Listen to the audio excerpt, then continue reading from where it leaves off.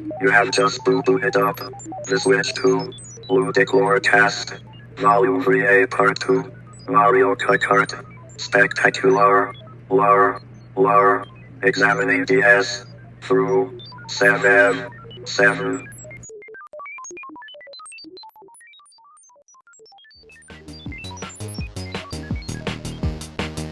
Yahoo! We're recording our final pre-Switch 2 episode, and my hype levels are higher than the abominable offspring of Cheech, Chong, Willie Nelson, Snoopy the dog, and any other famous herbal enthusiast you can think of. I'm Nick. I'm the Nintendo Nutcase, and I'm using tilt controls. And I'm Mira, the Nintendo newcomer who finally found a game that I love and my husband loves. Stay tuned for that. Today in Volume 3A Part 2, we're diving deep into the back half of most of the Mario Kart franchise's pre-world roster as we indulge in Mario Kart DS, Mario Kart Wii, and Mario Kart 7. So, darling, we ain't got no time to waste. Are you ready? Only if you're set. Then let's friggin' go!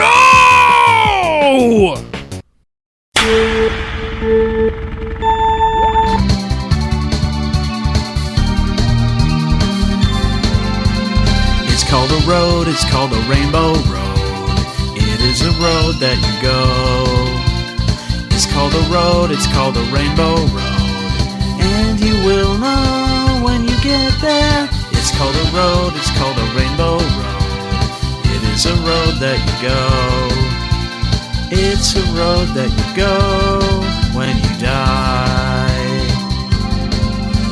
It's a road called Rainbow Road. It's a road we're all gonna go. It's a road called Rainbow Road. It's got Princess Peach, Mario, and the Toad. It's a road called Rainbow Road. It's a road we're all gonna go. We'll go. It's Rainbow Road. It's where you go when you die. It's Rainbow Road. I'll miss you again, Uncle. It's Rainbow Road. It's where you go when you die. It's Rainbow Road. I'll miss you again on Rainbow Road.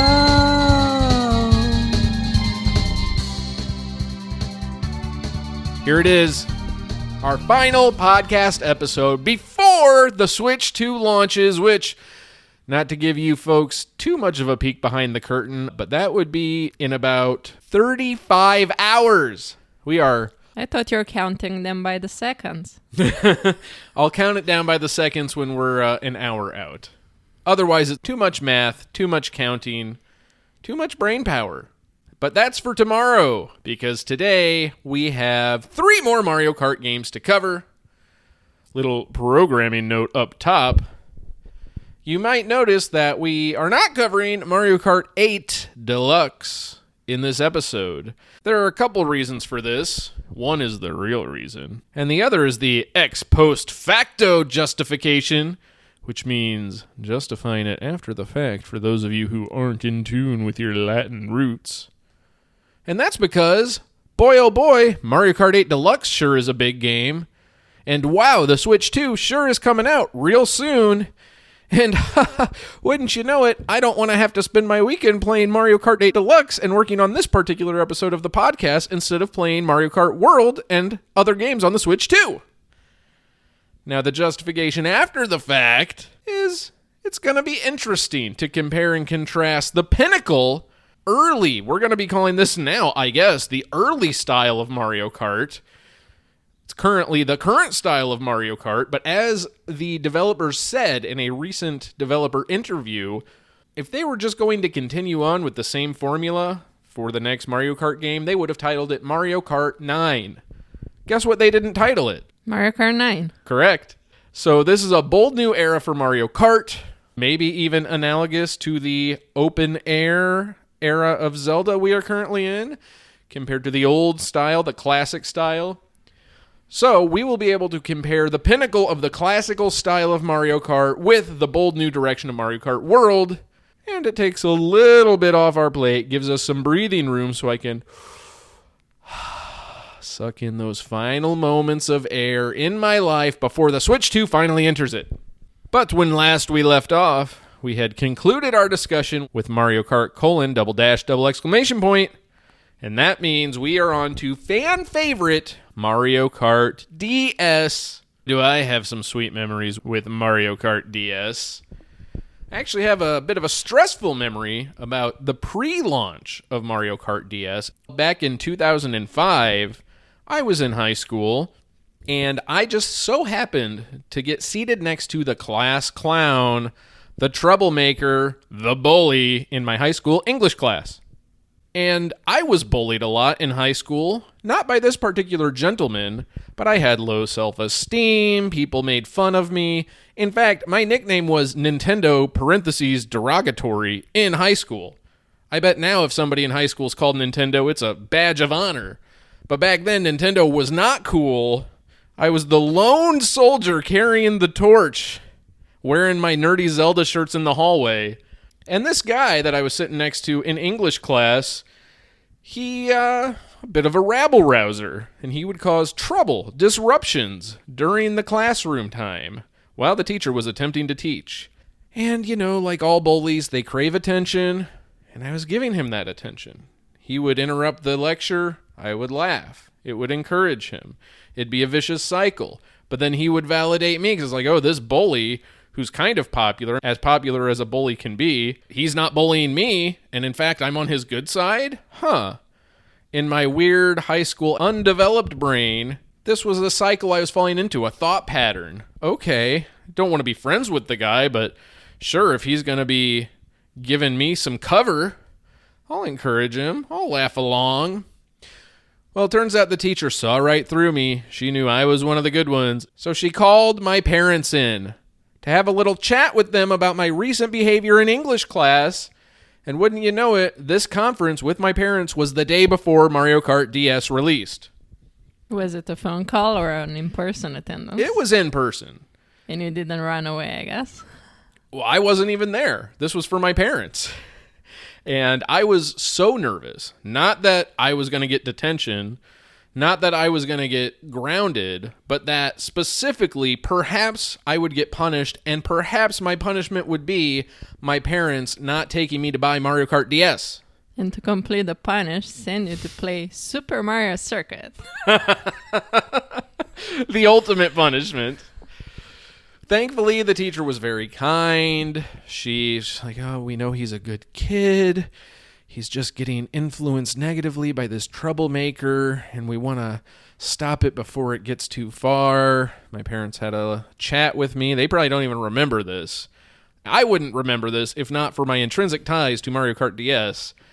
But that was that. I agreed to go back to being a good little boy who didn't disrupt classrooms, and they didn't say anything about Mario Kart. And they took me the next day to purchase it. With my own money, I should say. But that's how I got Mario Kart DS. My punishment, honestly, was the severe anxiety and stress I felt over the potential of not getting Mario Kart DS, which, as they say, I worked myself into a chute, got all anxious about this fictional thing that wasn't even real and didn't even happen, but it all worked out for the best. Now that's my memory of my first time getting and playing Mario Kart DS. Why don't you tell everyone about your memories from the first time you played Mario Kart DS? Good thing I have a good short-term memory, because it all started 3 days ago.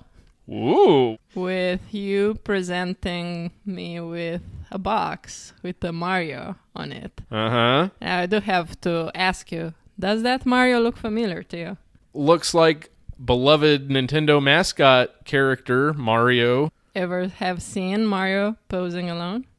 You're just referring to the box art, right? Yeah. So he's basically posing like a Slav. in my That's a opinion. Slav pose? It's just Mario posing. First time I have seen Mario not driving, not being busy, concentrated. Like all I would see Mario needing that. Oh, yeah. box art is a tracksuit, some flower seeds, and maybe a squat at the start line. This reminds me more of a Romanian gymnast doing a 360 spin on the horse, whatever the balance beam horses are, where they will use their hands and they'll spin their legs around. It's a one-handed swoop around like a midair break dance on top of the cart. Yeah, exactly.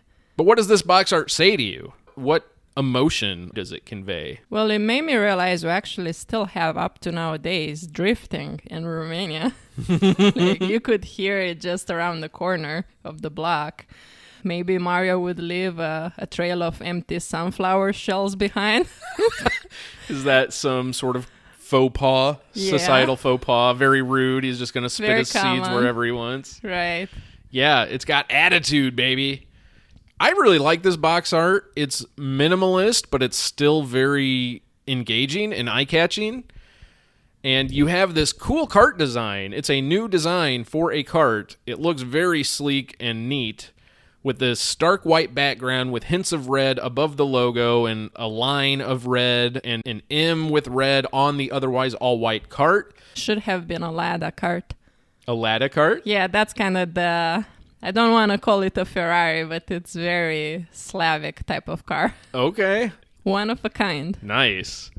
This cart also looks one of a kind. I believe it's called the B Dasher. And then, yeah, Mario's doing a one-handed 360 like he was on a pommel horse as a gymnast on top of the cart. He looks ready to go. No other characters on here. Like I said, a plain white background. I think this box art looks great.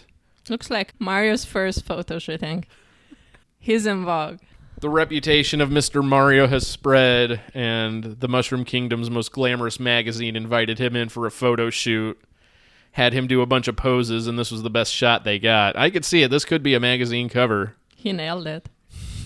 What doesn't he nail? That's our boy, Mr. Mario. On to the game itself. After you get past the luxurious box art, you're greeted with a menu screen with a few options. Notably, one of them is Nintendo WFC Wi-Fi connection, because this was Nintendo's very first online video game in the modern sense that we think of it. They had done some weird online stuff back in the Super Nintendo days with Satellaview. That's a whole separate thing. Maybe we'll get into another time. But in terms of competitive multiplayer, you playing against other humans across the globe, Mario Kart DS was their first foray into this. And as a good Nintendo boy myself, this was also my first game where I played online with other people. That was another big deal to me. We still had dial-up internet at the time. Can you imagine dial-up internet in 2005, a scant 20 years ago? And I begged and pleaded, Mom, please, please, can we upgrade to wireless internet so I can connect to Nintendo Wi-Fi connection on Mario Kart DS and play with other players all across the globe? I guess she said yeah. She said yes. So it worked out. I remember it took some troubleshooting because it was my first time trying to connect a system to the internet, and it was definitely not as simple as it is today. There was some WPA encryption keys that you had to get sorted and make sure the right firewalls were activated and or deactivated. But it was great. Lots of memories with this one. I think it's great that they had that online feature. Were you able to also talk to the people or just play with them? Just play. Nintendo notoriously behind the curve on voice chat. Until the Switch 2 with game chat, which I think is a very interesting take on voice chat. But that's for another episode. I really love the look of this game.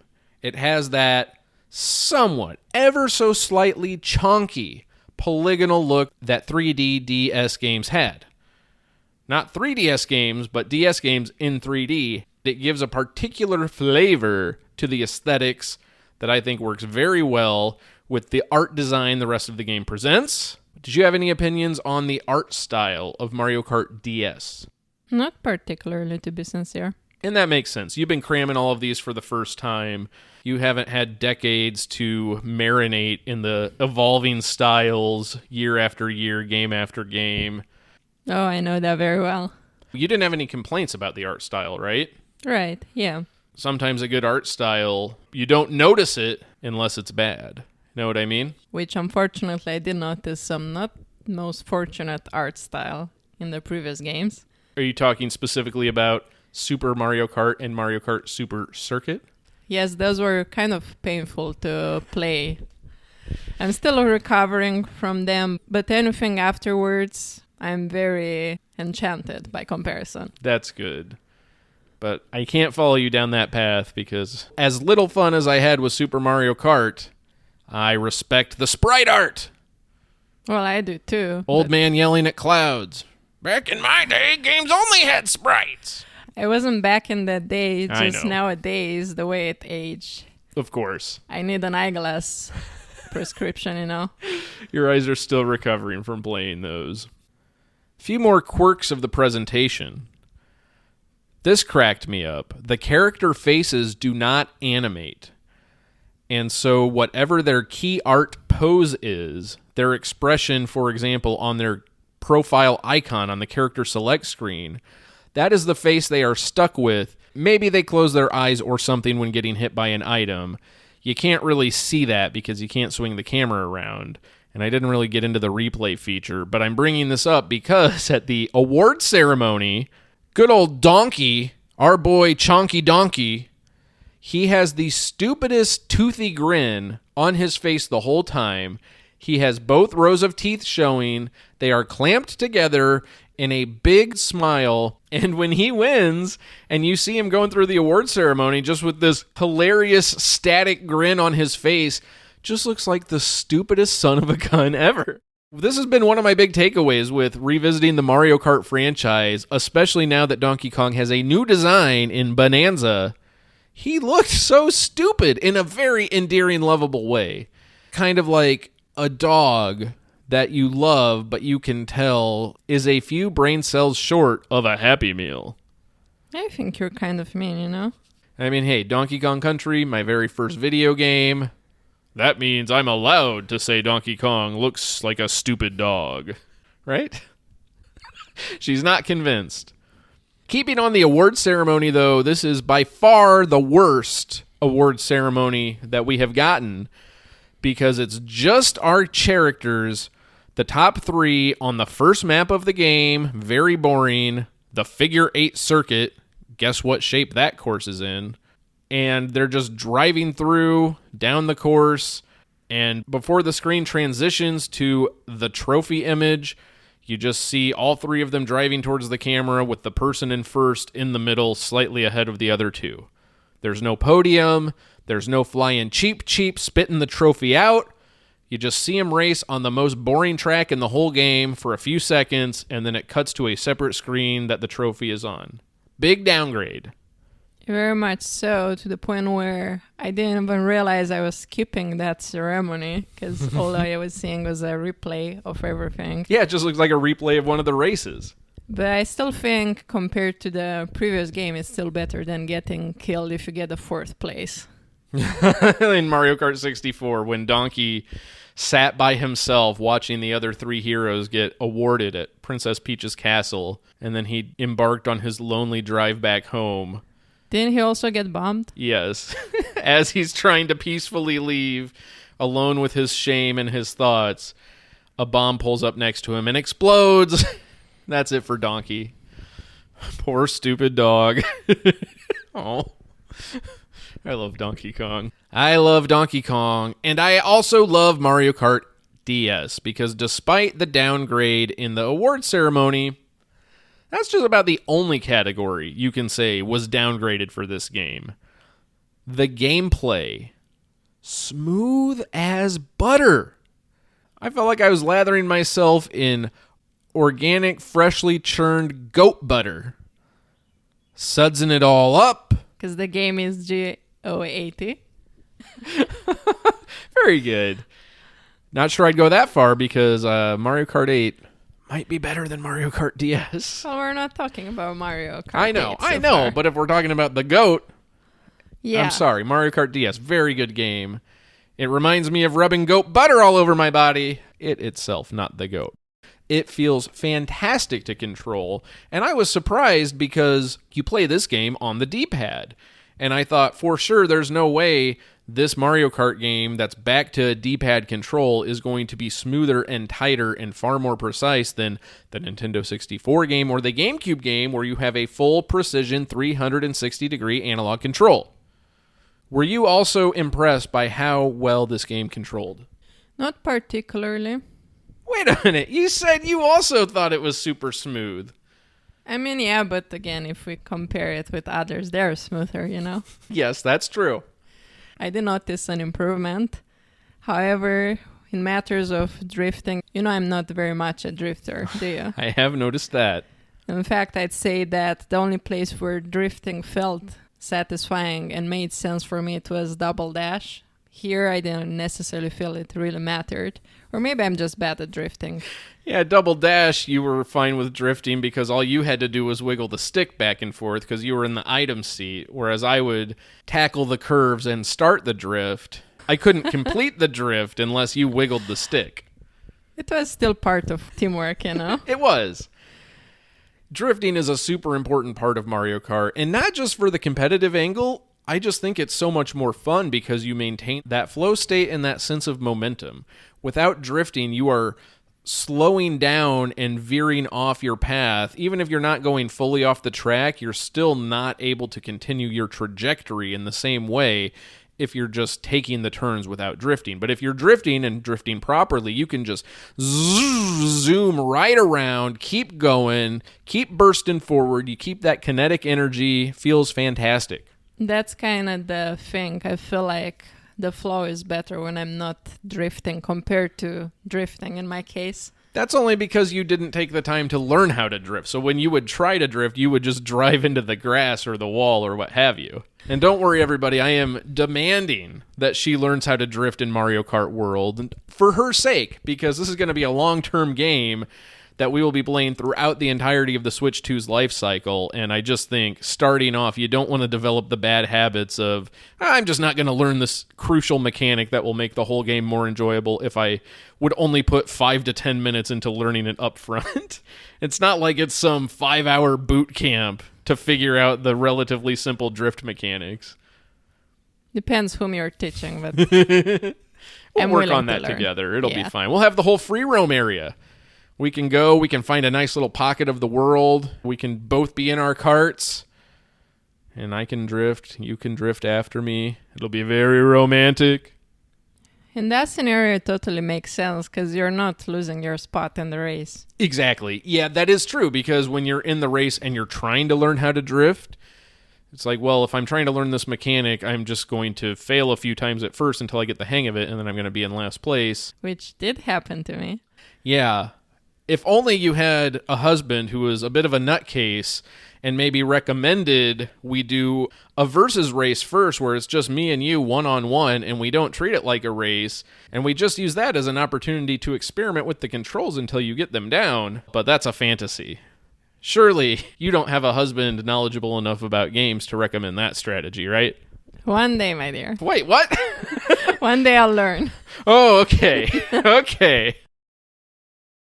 Yeah, it's not very obvious when you're playing and you're trying to focus on the track, on the characters that are driving nearby, right, on the shells or whatever other items. Drifting is just, it's nice if you can do it, but when you can't, you might as well skip it and still somehow do great. Yeah, which is fine, and they designed the game, especially these later entries, where it is possible to play the game and still be competitive enough with the item balancing and everything that you can have a good time and not constantly get last place if you're not drifting. The evolution of Mario Kart, extremely good in Mario Kart DS. Then you have another mechanic, the slipstreaming, or maybe you might call it the backdraft.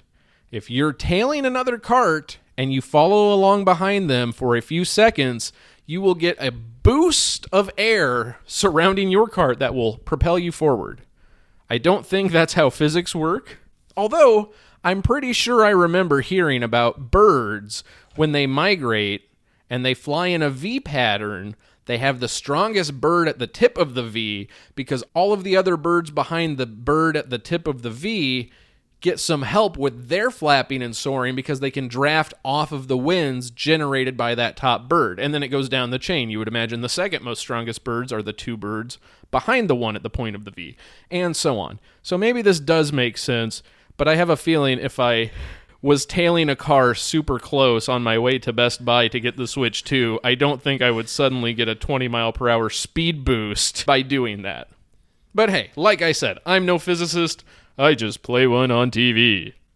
Do you have any thoughts on the slipstreaming? Did you pick up on this even?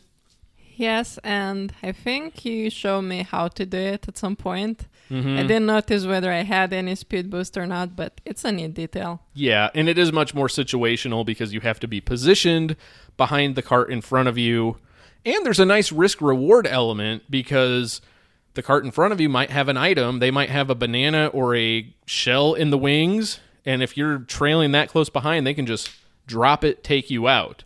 But if you want to get an extra layer of strategy, you just pop your eyes down to the bottom screen, the second of two dual screens, and you can see on the left a logo of every racer, and next to their profile icon, you can see a different icon of what item they have at the time. So if you know how to manage your visual acuity, darting from screen to screen, from obstacle to obstacle, from curve to curve, there are just a lot of layers for additional depth if you want to go that deep. And if you don't, that's fine, because you still enjoyed this game very much, despite not engaging really in any of these mechanics I've talked about so far. Right, and I did benefit from seeing the items on the map as they were moving their way forward towards me. Yes. So that's an advantage that I didn't see as obvious in the former games. Or maybe it just didn't grab my attention. The dual screen makes it much easier to pick up on that. And previous games do have a representation of a map, but you cannot see the items on the road or what items other characters have. And they play with this a little too, because a new item introduced in this game, the blooper, the squid that sprays ink all over your screen and blocks your view. Well, when that happens, if you just navigate by using the bottom screen, which is a much rougher version, it's not nearly as detailed, so it's still tricky to navigate, but you can see, oh, there's a banana peel 5 feet in front of me that I can't see on my top screen because of the blooper ink, but if I'm looking at the bottom screen, I know to veer a few inches to the right or left to avoid it. Fantastic. The way these systems are interplaying with each other, these developers were really on one. One last little detail I want to mention about the map screen on the bottom. One of my absolute favorite things to do in this game.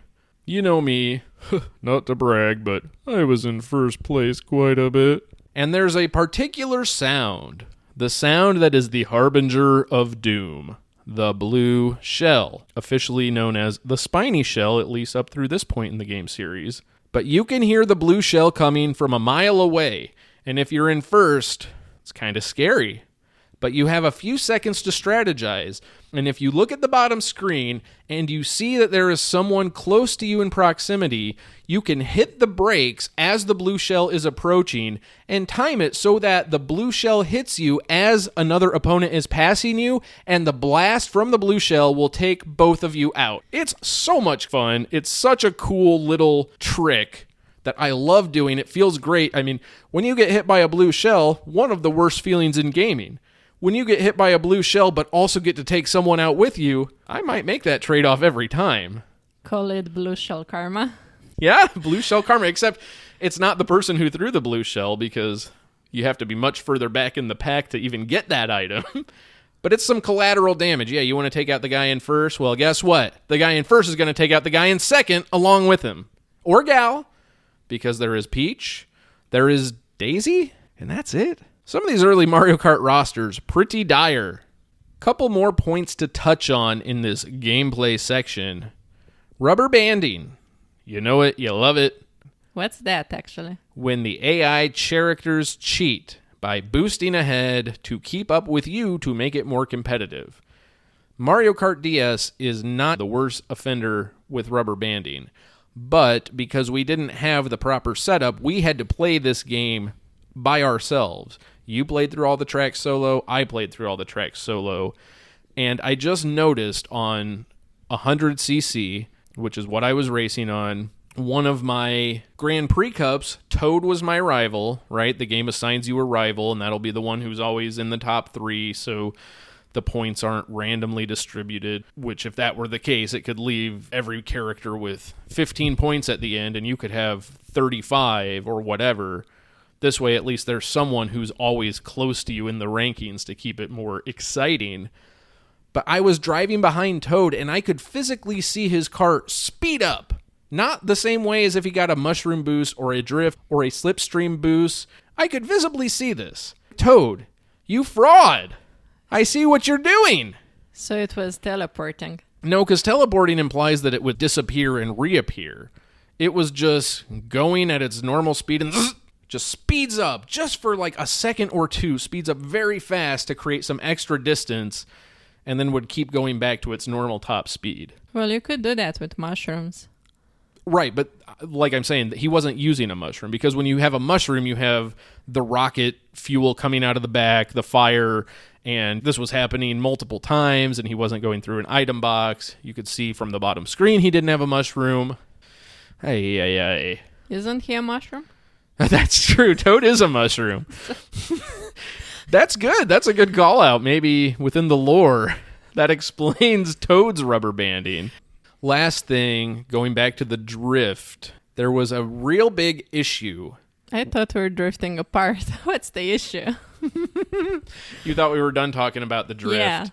Well, we were until I realized I had this part down further in my notes. But we have to talk about this because this defined the online portion of the game after the first few months.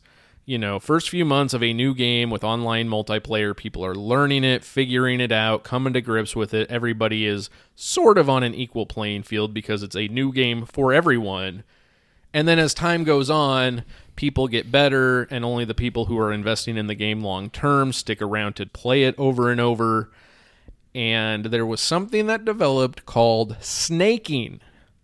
And this is where, in a lot of the courses, the roads are wide enough, the tracks are wide enough to where you can drift and get your mini turbo boost to the left and then immediately go to another turbo boost to the right, and you can do this all throughout the course, just drift boosting over and over and over again instead of only drift boosting around turns as the developers intended. And it got so bad because if you wanted any chance to win any race when playing online, you had to either start snaking yourself or just accept you're going to be in 7th or 8th place. Yeah, that's a skill I would learn. Yeah, and I did it. I learned it. And at the time, it kind of made me feel good. Like, oh yeah, I'm in the upper tier with the rest of the snakers. Especially because I still would pull 1st, 2nd, 3rd place a lot, even when everybody else was snaking. But of course, then you're part of the problem. It's no fun when you have to do something like that just to have any semblance of competitiveness. But at the same time, if I wanted to be competitive, I had to do it. Vicious cycle. Vicious cycle. Let's get to some of these courses. They got some good ones, and unlike the previous handful of games, instead of 16 courses, you get 32! 16 new, and now 16 retro courses. So that's fun. Finally getting to play these courses that we are now very familiar with from just having played all the previous games, getting to see how they're all gussied up and remade for the current entry, Mario Kart DS. First course I want to touch on, Luigi's Mansion. It took the place of the traditional Ghost House levels, like your Banshee Boardwalk or your Boo Lake from previous entries, but this one finally themed after Luigi's Mansion. I remember it having too much mud. Yeah, there is a particular section where there's a muddy bog with a few patches of dry dirt that you can drive on. But when you're in the mud, your traction is all thrown off, your speed is decreased. Everybody has to drive through it, so it evens out. But it is a weird part of the track that I don't particularly like. And then there's also moving trees. They're supposed to be ominous dead trees, but they're scooching back and forth like little ballerina dancers. And it's just moving obstacles, you know. You can't just plan your route straight ahead because these obstacles are dynamic and they're moving in a way where you have to be adapting on the fly to figure out the navigation. And I love Luigi's Mansion, right? Great series. However, I think the theming and aesthetic of Luigi's Mansion, the course in this game, very cool, but it is not the execution of a Luigi's Mansion course that I would want. And particularly the music. Again, I love Luigi's Mansion music, but for a Mario Kart game, the more spooky, ethereal music that play on the previous game's ghost courses, the Boo courses, I just think that paints a much more intense picture when you're on the racetrack. Because Luigi's Mansion music is kind of like a kid's haunted house. It's kind of like a Scooby-Doo running between hallways montage type of music, as opposed to the earlier ones where it's legitimately creepy and unsettling. Still in a mild way. I'm not terrified when I'm racing around Banshee Boardwalk, but it's a little uncomfortable. Now we get to Delfino Square, and before I talk about Delfino Square, tell me what you thought of this one. Delfino Square was one of my favorites, for sure. It had a very atmospheric Italian city vibe, which I totally adored. Like, if you're to move in a place in Mario Kart, it would be this one, not to mention it got to the details. I don't know if you have noticed the shirts that were hanging on a drying line across the place. I thought it was great. It was a pleasure to roam. I did notice those details, but I just now made the connection of why that would stand out to you, because in Romania, there are very few drying machines, right? And so when you wash your clothes, it is extremely common to hang them up on a clothesline outside on the balcony. And this was something that struck me when I visited.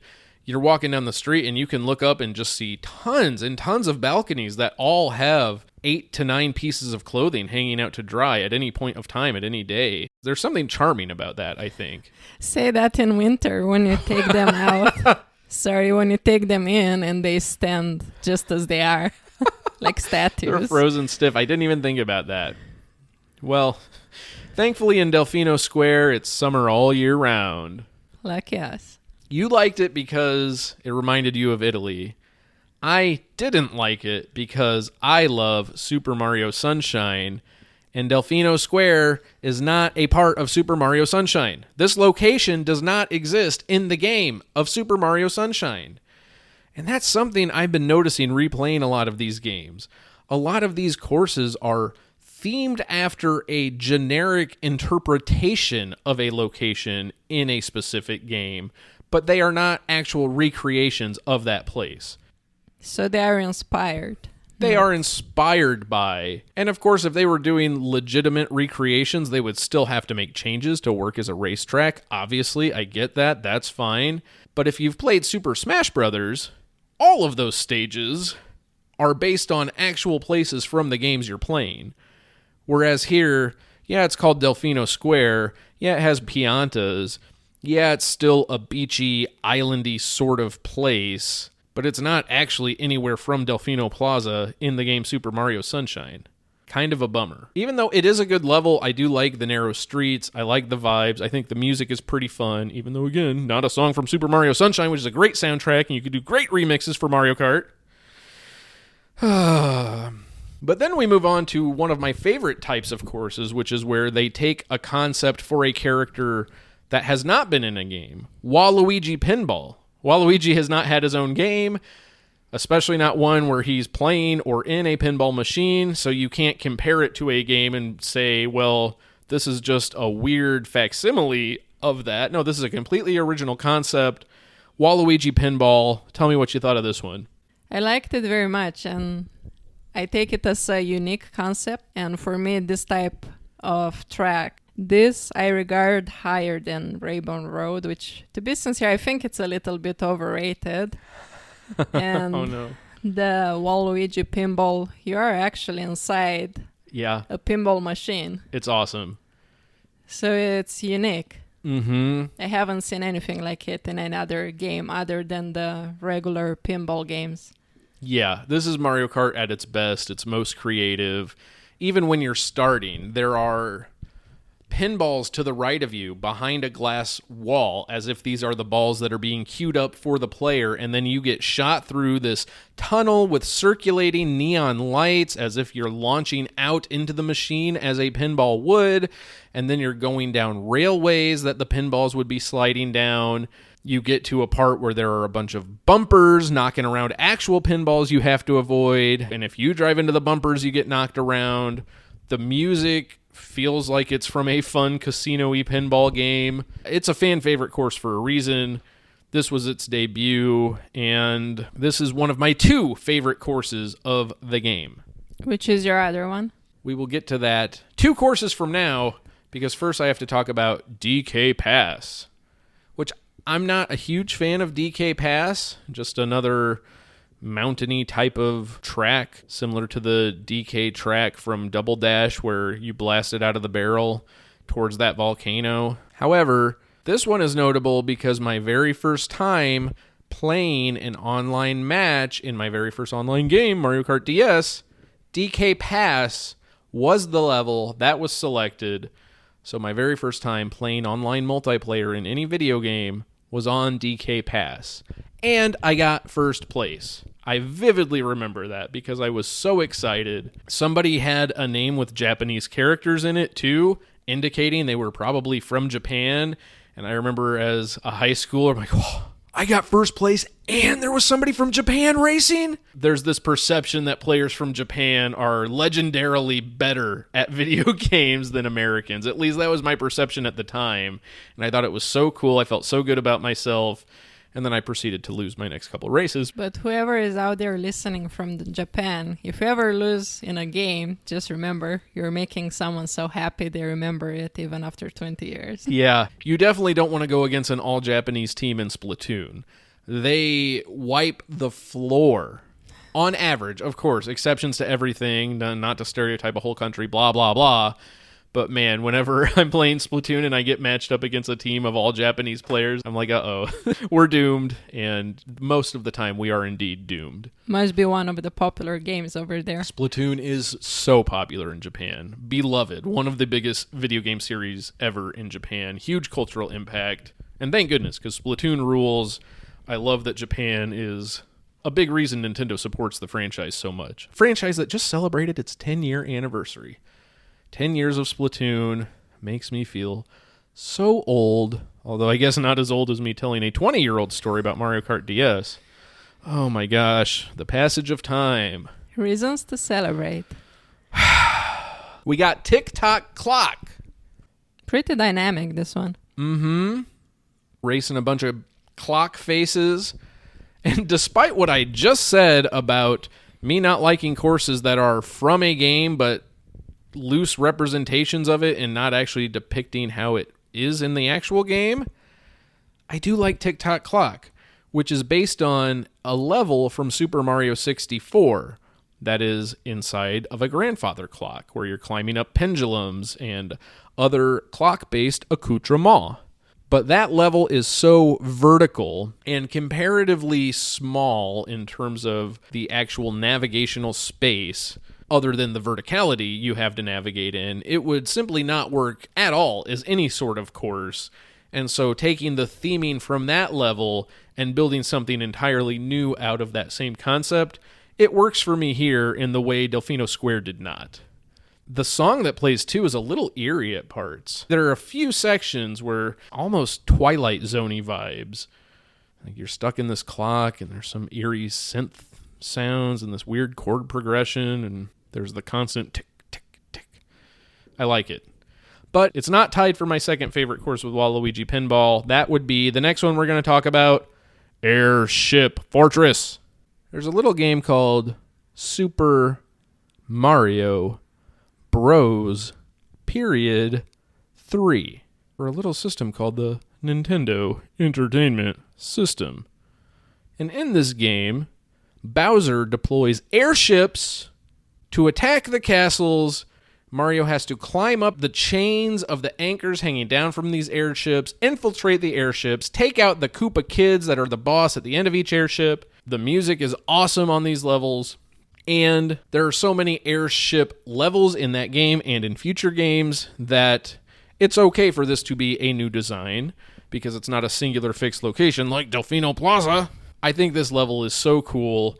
It's better than any Bowser Castle level, I would say, not just from this game, but from the whole series. The music is great. I love the part where you're blasted through this oddly shapen hole in a stone wall, and then you're winding down this spiral down a tower, the different cracks in the track as if it has been blown up with various cannonballs and other heavy artillery fire, the flying ships in the background, very intimidating. It's very cool that you're getting launched to the tower instead of having your character just flapping in the air like in the previous one. Taken for granted, dare I say, because when you, in future games, have to start gliding, you don't always land exactly where you should be landing.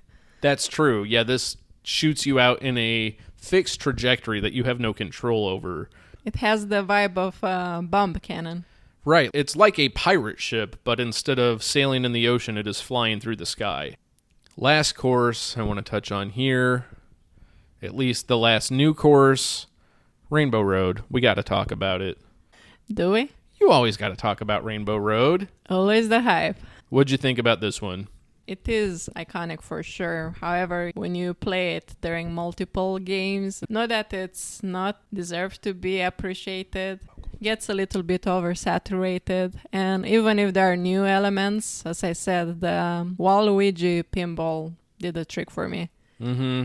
I was feeling the fatigue too by this one because we're playing so many back to back to back to back that they kind of blur together, and I gotta say, wasn't a fan of the music. I'm realizing there are not many games that use the iconic Rainbow Road song that we all know and love that you heard a sing-along version of in the intro to this episode. That is Rainbow Road. That is the Rainbow Road for me. It is, and so far, only 2 of the 5 games we have played have used that classic version of the song, Mario Kart 64 and Mario Kart : !! It's nice to diversify, though. And this is what I want to get into, because I know I'm a old millennial boomer who loves to hang on to his nostalgia-filled past, but I can recognize when I am being bound by my own nostalgia versus when something is just not actually as good as the thing I'm nostalgic for. So theoretically, having different songs for the different Rainbow Roads, that could work, but they need to be at least as good or at least as iconic as the iconic one. And you know something funny about iconic music tracks? They're hard to live up to. They're hard to replicate. Very few songs in any genre ever end up in the legendary / iconic status. And so far, none of the alternate Rainbow Road songs that they have tried have come anywhere close to the iconic version of the song. I'm open-minded. You want to try new things, that's great. But if it's going to be a downgrade every time, just stick with the good version of the song. Know what I mean? I do know what you mean. The retro courses, I don't want to go into too much depth with these. Obviously, we've played them all, and we're not going course by course in all of these games, but I did want to call out just one example of how they improve the design of the original courses. Because there's a Bowser Castle course from the Game Boy Advance version of the game. Listeners, if you have listened to part 1 of Volume 3A, there was a particular Bowser's Castle course in Super Circuit for the Game Boy Advance that my wife kept driving into holes in the grating filled with lava over and over and over and over and over and over and over and over and over again. Have I not had the rewind option, I would still be driving. We would still only be on Super Circuit had the rewind feature not existed. We wouldn't be recording this episode. That level is in Mario Kart DS. Do you remember what they did to that section of the track that you had so much trouble with in the original version of the course? The moving parts were more manageable, and you also got some speed boosts that tracted you over the lava. Yes. And somehow you didn't risk falling over and over and over and over again. The lava pits that you repeatedly drove into now have many boost ramps that you drive over, and it shoots you over the lava.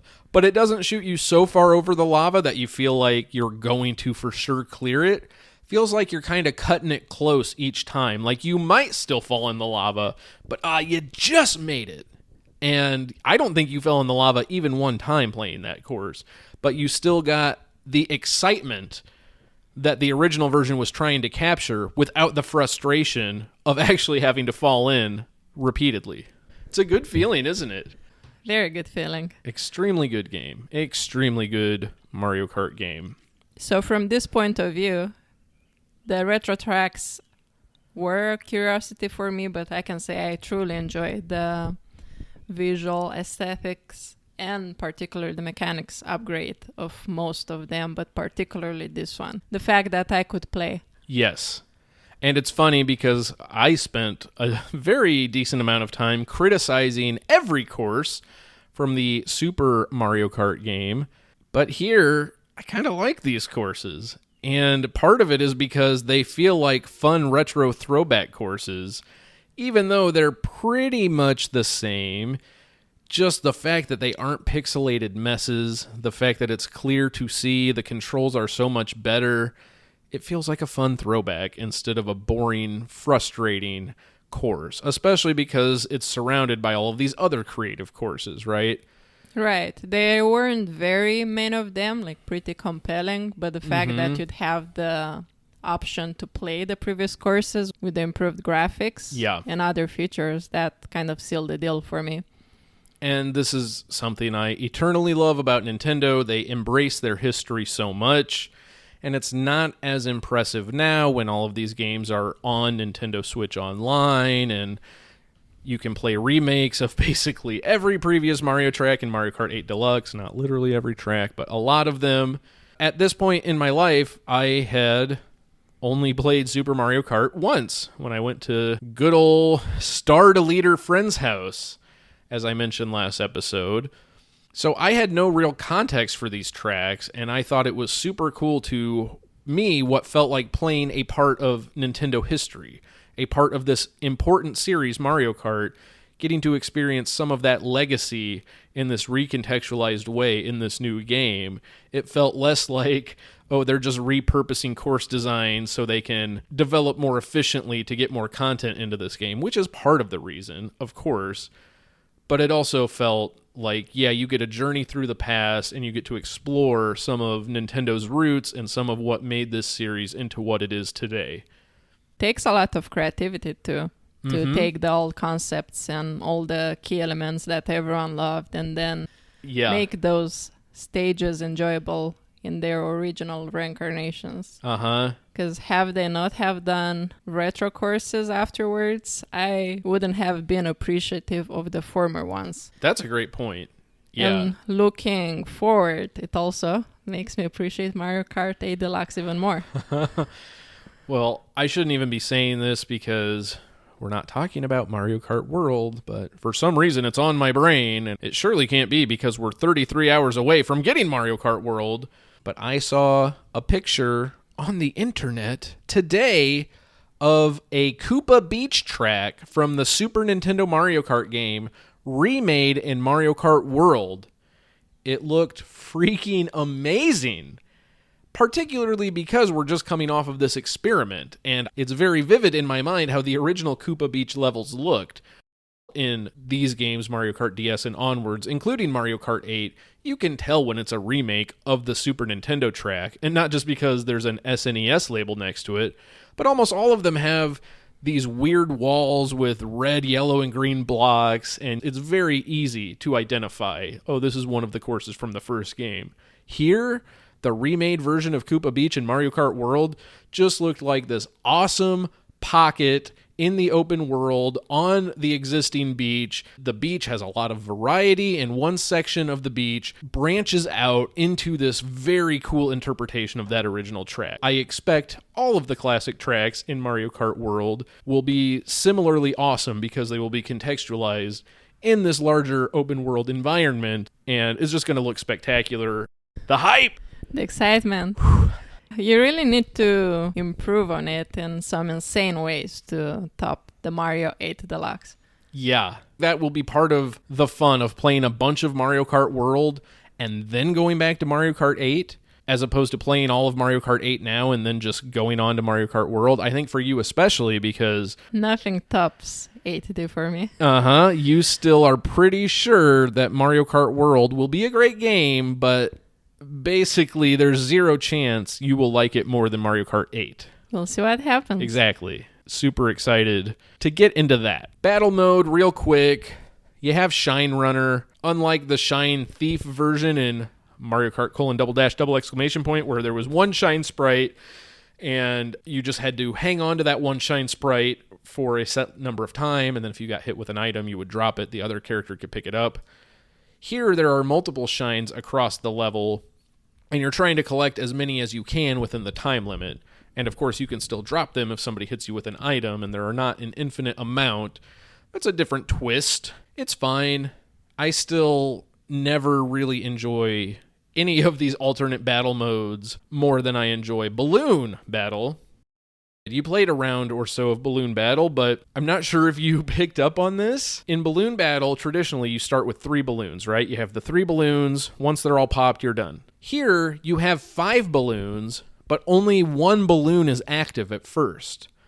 And if you get hit when you only have 1 balloon, it pops, you're out. But if you hold the select button down, you will fill up a second balloon, and you can do that again to get up to 3 balloons. Now, you might be asking, why would I not inflate both of my extra balloons at the beginning so I'm always having 3 balloons from the start instead of running this risky ride where I have 1 balloon, 1 chance, and if I get taken out, it's over? Do you know why you might want to have 1 balloon instead of 3?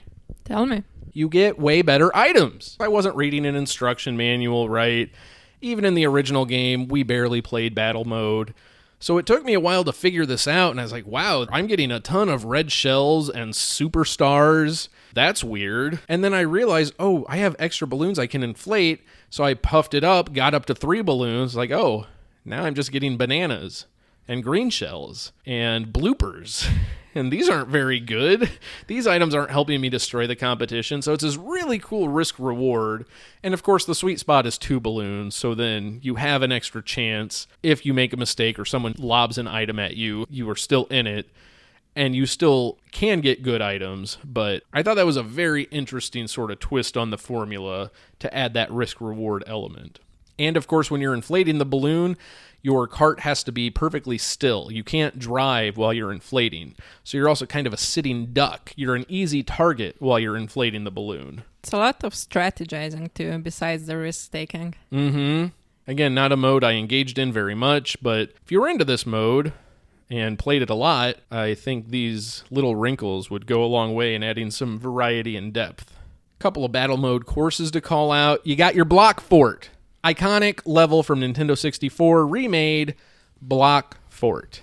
And then the only new one I want to touch on, you remember Mario Kart : I was ranting and raving about the GameCube course, where you're driving on top of a Nintendo GameCube.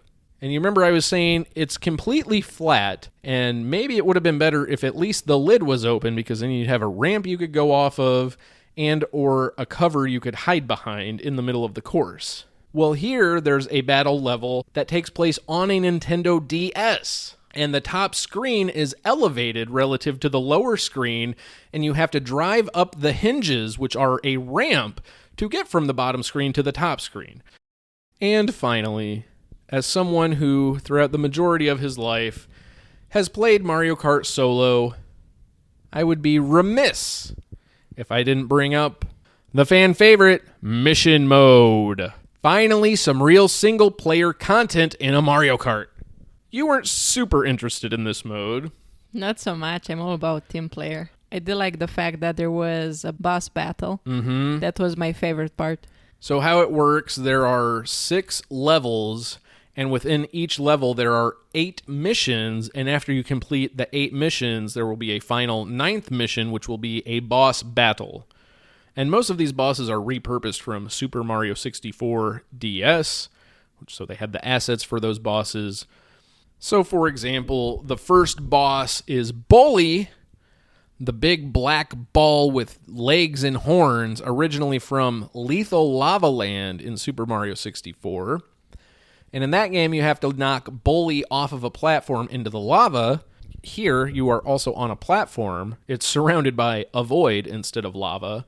There's a single item box in the center, and the item box always has a mushroom, and you have to ram into Bully with the mushroom and push him off of the stage that way, and that's how you beat the boss. The thing I like about mission mode, in addition to it being single-player content, it also tutorializes a lot of the game's mechanics and elements in fun, creative ways, so you are also learning the ropes that will help you in the main racing modes. If you're not someone who reads instructions, you're safe to skip it. Yes, you only played a few of these, which is fine, because some of them are pretty simple. Drive through 5 rings. Collect 10 coins within 20 seconds. Yeah, I thought I'm gonna faint of boredom with those. Drive backwards out of Luigi's mansion. So they're fun little bite-sized challenges. However, there are no unlockables throughout the entire mission mode, except for one thing. If you beat every mission on all 6 levels, and if you get at least 1 star on all of the missions, there's a ranking system, you do unlock one thing. You want to know what you unlock? If you tell me, yeah. You unlock a 7th level with 9 more missions that are all extra hard, and that's it. Advanced instructions, wow. And if you beat that, you get nothing. So you don't unlock any extra courses. You don't unlock any extra characters. You don't unlock any extra carts. And I know Nintendo is all about, we want you to play the game for the fun of it instead of for the reward. That's why they are against adding trophies/achievements. I would love to have an excuse to replay every classic Nintendo game in order to get all of Nintendo's version of trophies or achievements. So you work on outside motivation and you don't mind negative motivation. Yeah, I need extrinsic motivation. I just think there can be a balance. And obviously, tons of Nintendo games have both, because you're getting rewarded for doing particular tasks in lots of games, including this one. You unlock additional cups if you get first place in the ones that are already unlocked from the start. You can unlock extra carts and characters by doing specific things. But for mission mode, there's none of it. You have to purely play it for the love of the game. This is a great game, but the incentives were just not there to go through a lot of mission mode. Bit of a bummer. The first and only time Mario Kart has ever had some semblance of bespoke single-player content until 33 hours from now. Now we get to the game teased in the intro by my wife. The first game that she loves and I loathe. Mario Kart Wii. Yeah. How about you take the floor for now? I don't want to start this off with a bevy of negativity. Mario Kart Wii. Played. Mario Kart I love. Mario Kart U. Hey. That was such a great one. From everything we have played so far, I can't help it that it was most exciting one in matters of tricks and tracks. I can't help it that it was the very first game where I went from winning 3rd place, 2nd place, and 1st place somehow through some miracle I'm not aware of. I didn't know I can be good at Mario Kart up to this game, but of course that's not pivotal in why I like the game, but I just loved how a game like this has something that feels actual, and the vibe is somewhat modern, that I wouldn't be surprised if anyone out there appreciates the quality for what it is. I know that we had plenty of frictions, but you can still enjoy this game up to today. So this one we have to play again. The first game I can say that I really look forward to replaying with you. With me? With you. This is going to be, if we get into some argument and I'm put in the doghouse, the punishment is going to be, okay, we're playing Mario Kart Wii. Well, I didn't think so far, but why aren't you just happy that I finally have something? My appreciation is just so high. I was surprised. You're surprised at how much you loved it. You were surprised too, and not that I wanna splash anything, but I was surprised by how far from how I'm used to playing you played. Rub it in. That's fine. Go ahead. Tell everyone how poorly I did. I thought at some point you're just intentionally playing that bad. Might be from all that drifting that you mentioned that somehow ended up making you be in the last place and me in the first. And I could probably find reasons and arguments all day long to talk about this game, particularly from all of them, but I'll just yield the floor to you. What do you think? Feel free to criticize. Doesn't bother me at all. Oh, don't worry. I will be criticizing. Not you. The one bright spot of playing Mario Kart Wii, for me, was how much you enjoyed it. That's the only joy I got out of it, was seeing your joy. Everything else was a miserable, smoldering pile of hot garbage scraped across my soul, taking me back to the darkest era of my Nintendo fandom. The Wii era. Not to interrupt, I feel like this game did justice to the whole system. Because I remember our talks and all the discussions we had regarding the Wii system. It definitely did justice to what the system was. I'm not going to disagree with you there. Nor will I go on an epic rant that I could sustain for at least a few hours about the minutia of everything that rubbed me the wrong way about the Nintendo Wii. But this game is a pretty good encapsulation of Nintendo's philosophy during that entire generation. Make games for everyone? Make games for the casual fans. That's me. That is you. The hardcore fans, the girls that brought them to the dance. Oh, what? Okay, well, we're going to get your money no matter what. We're going to chase these ladies over here. Ooh. We've never seen these ladies before. Well, ladies, can I offer you a little blue ocean strategy? Huh? Can I offer you some casual gaming? Can I dumb down everything the hardcore fans like about our franchises and grind them into a shallow, pale comparison of what they used to be? Oh, Nintendo, oh, I'm swooning. Take all of our money. Oh! Eridan, you take it out of your system. Got a little lightheaded there. Let me just recover. Let's start with this commercial. Commercial featuring a character by the name of Cowboy Jed. This was how they chose to market Mario Kart Wii. Let's take a listen.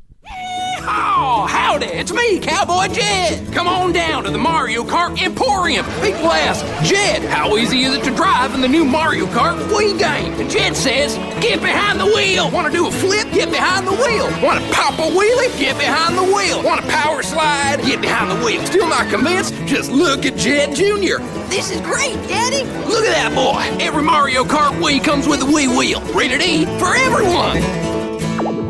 Okay. I am not holding the marketing of this game against the game. Throughout the decades, every video game company has tried a bunch of different tactics, avenues, strategies for how to market their games based on the perceived attitude of their customer base or the market they want to go after at the time. That's all well and good. But in advertising, you do lead with what you think is either the most important or the most attention-grabbing, most desirable element of the game. And for this game, this was all about the motion controls. First of all, the box art. You want to talk about D-tier slop box art, all you got to do is look at Mario Kart Wii, where it shows Mario and Luigi floating in a white void with a shadow of a cart beneath them, and they are both holding a Wii wheel with a Wiimote inside of it, pretending to have a good time. Because you see every copy of Mario Kart Wii, at least in North America. I think they did this in other markets instead of selling it separately, but I'm not positive. But at least over here, every copy of the game came with this ridiculous plastic shell shaped like a steering wheel that you could plug your Wiimote into so that when you're playing the game, you can actually move your arms and turn them in a circle like you're in a real go-kart. And this is just endemic of the way they prioritize casual over core the entire game and basically the entire generation with a few exceptions. I'm sure me and a few grandparents felt seen, and it's such a nice way that we got introduced to the gaming world. And Very nice that they added so many characters too. Like, I'm hooked. That's good. Again, my joy from this game was purely seeing your joy. And to be perfectly clear, I am not trying to be a gatekeeper. I am not trying to be an elitist. I think it is fantastic that more people got into video games. However, it is not an either-or proposition. You don't have to make a game that either the hardcore base can like or the casual base can like. You can do both. You want to know how I know this? Because there's a game called Mario Kart 8 where they did both. That is the best example of this. It is so casual friendly. It is so accessible for people who barely touch any games. Some people probably have never touched any game other than Mario Kart 8, and they have had a fantastic time playing it. Right, but think of this as the binding platform between a hardcore gamer and the casual gamer with Mario Kart 8 Deluxe. It's kind of the middle ground, that step that had to be climbed. And it drew attention, it drew people to it. Like, I am not sure what's the popularity of the game today, but based on how actual it still looks, it might as well have people playing it. Yeah, it was, I would say, the best-selling game on the Wii. That's not actually true because that was Wii Sports, but I think it's kind of absurd to include pack-in games on the bestsellers list because even though Wii Sports was only included as a pack-in in North America, you didn't have a choice as to whether or not you wanted to buy that game. So I'm guessing if Wii Sports was not a pack-in, Mario Kart Wii would probably be the top-selling game on the platform. And even if not, second best selling, of course. It was mega popular. The grandmas loved Mario Kart Wii.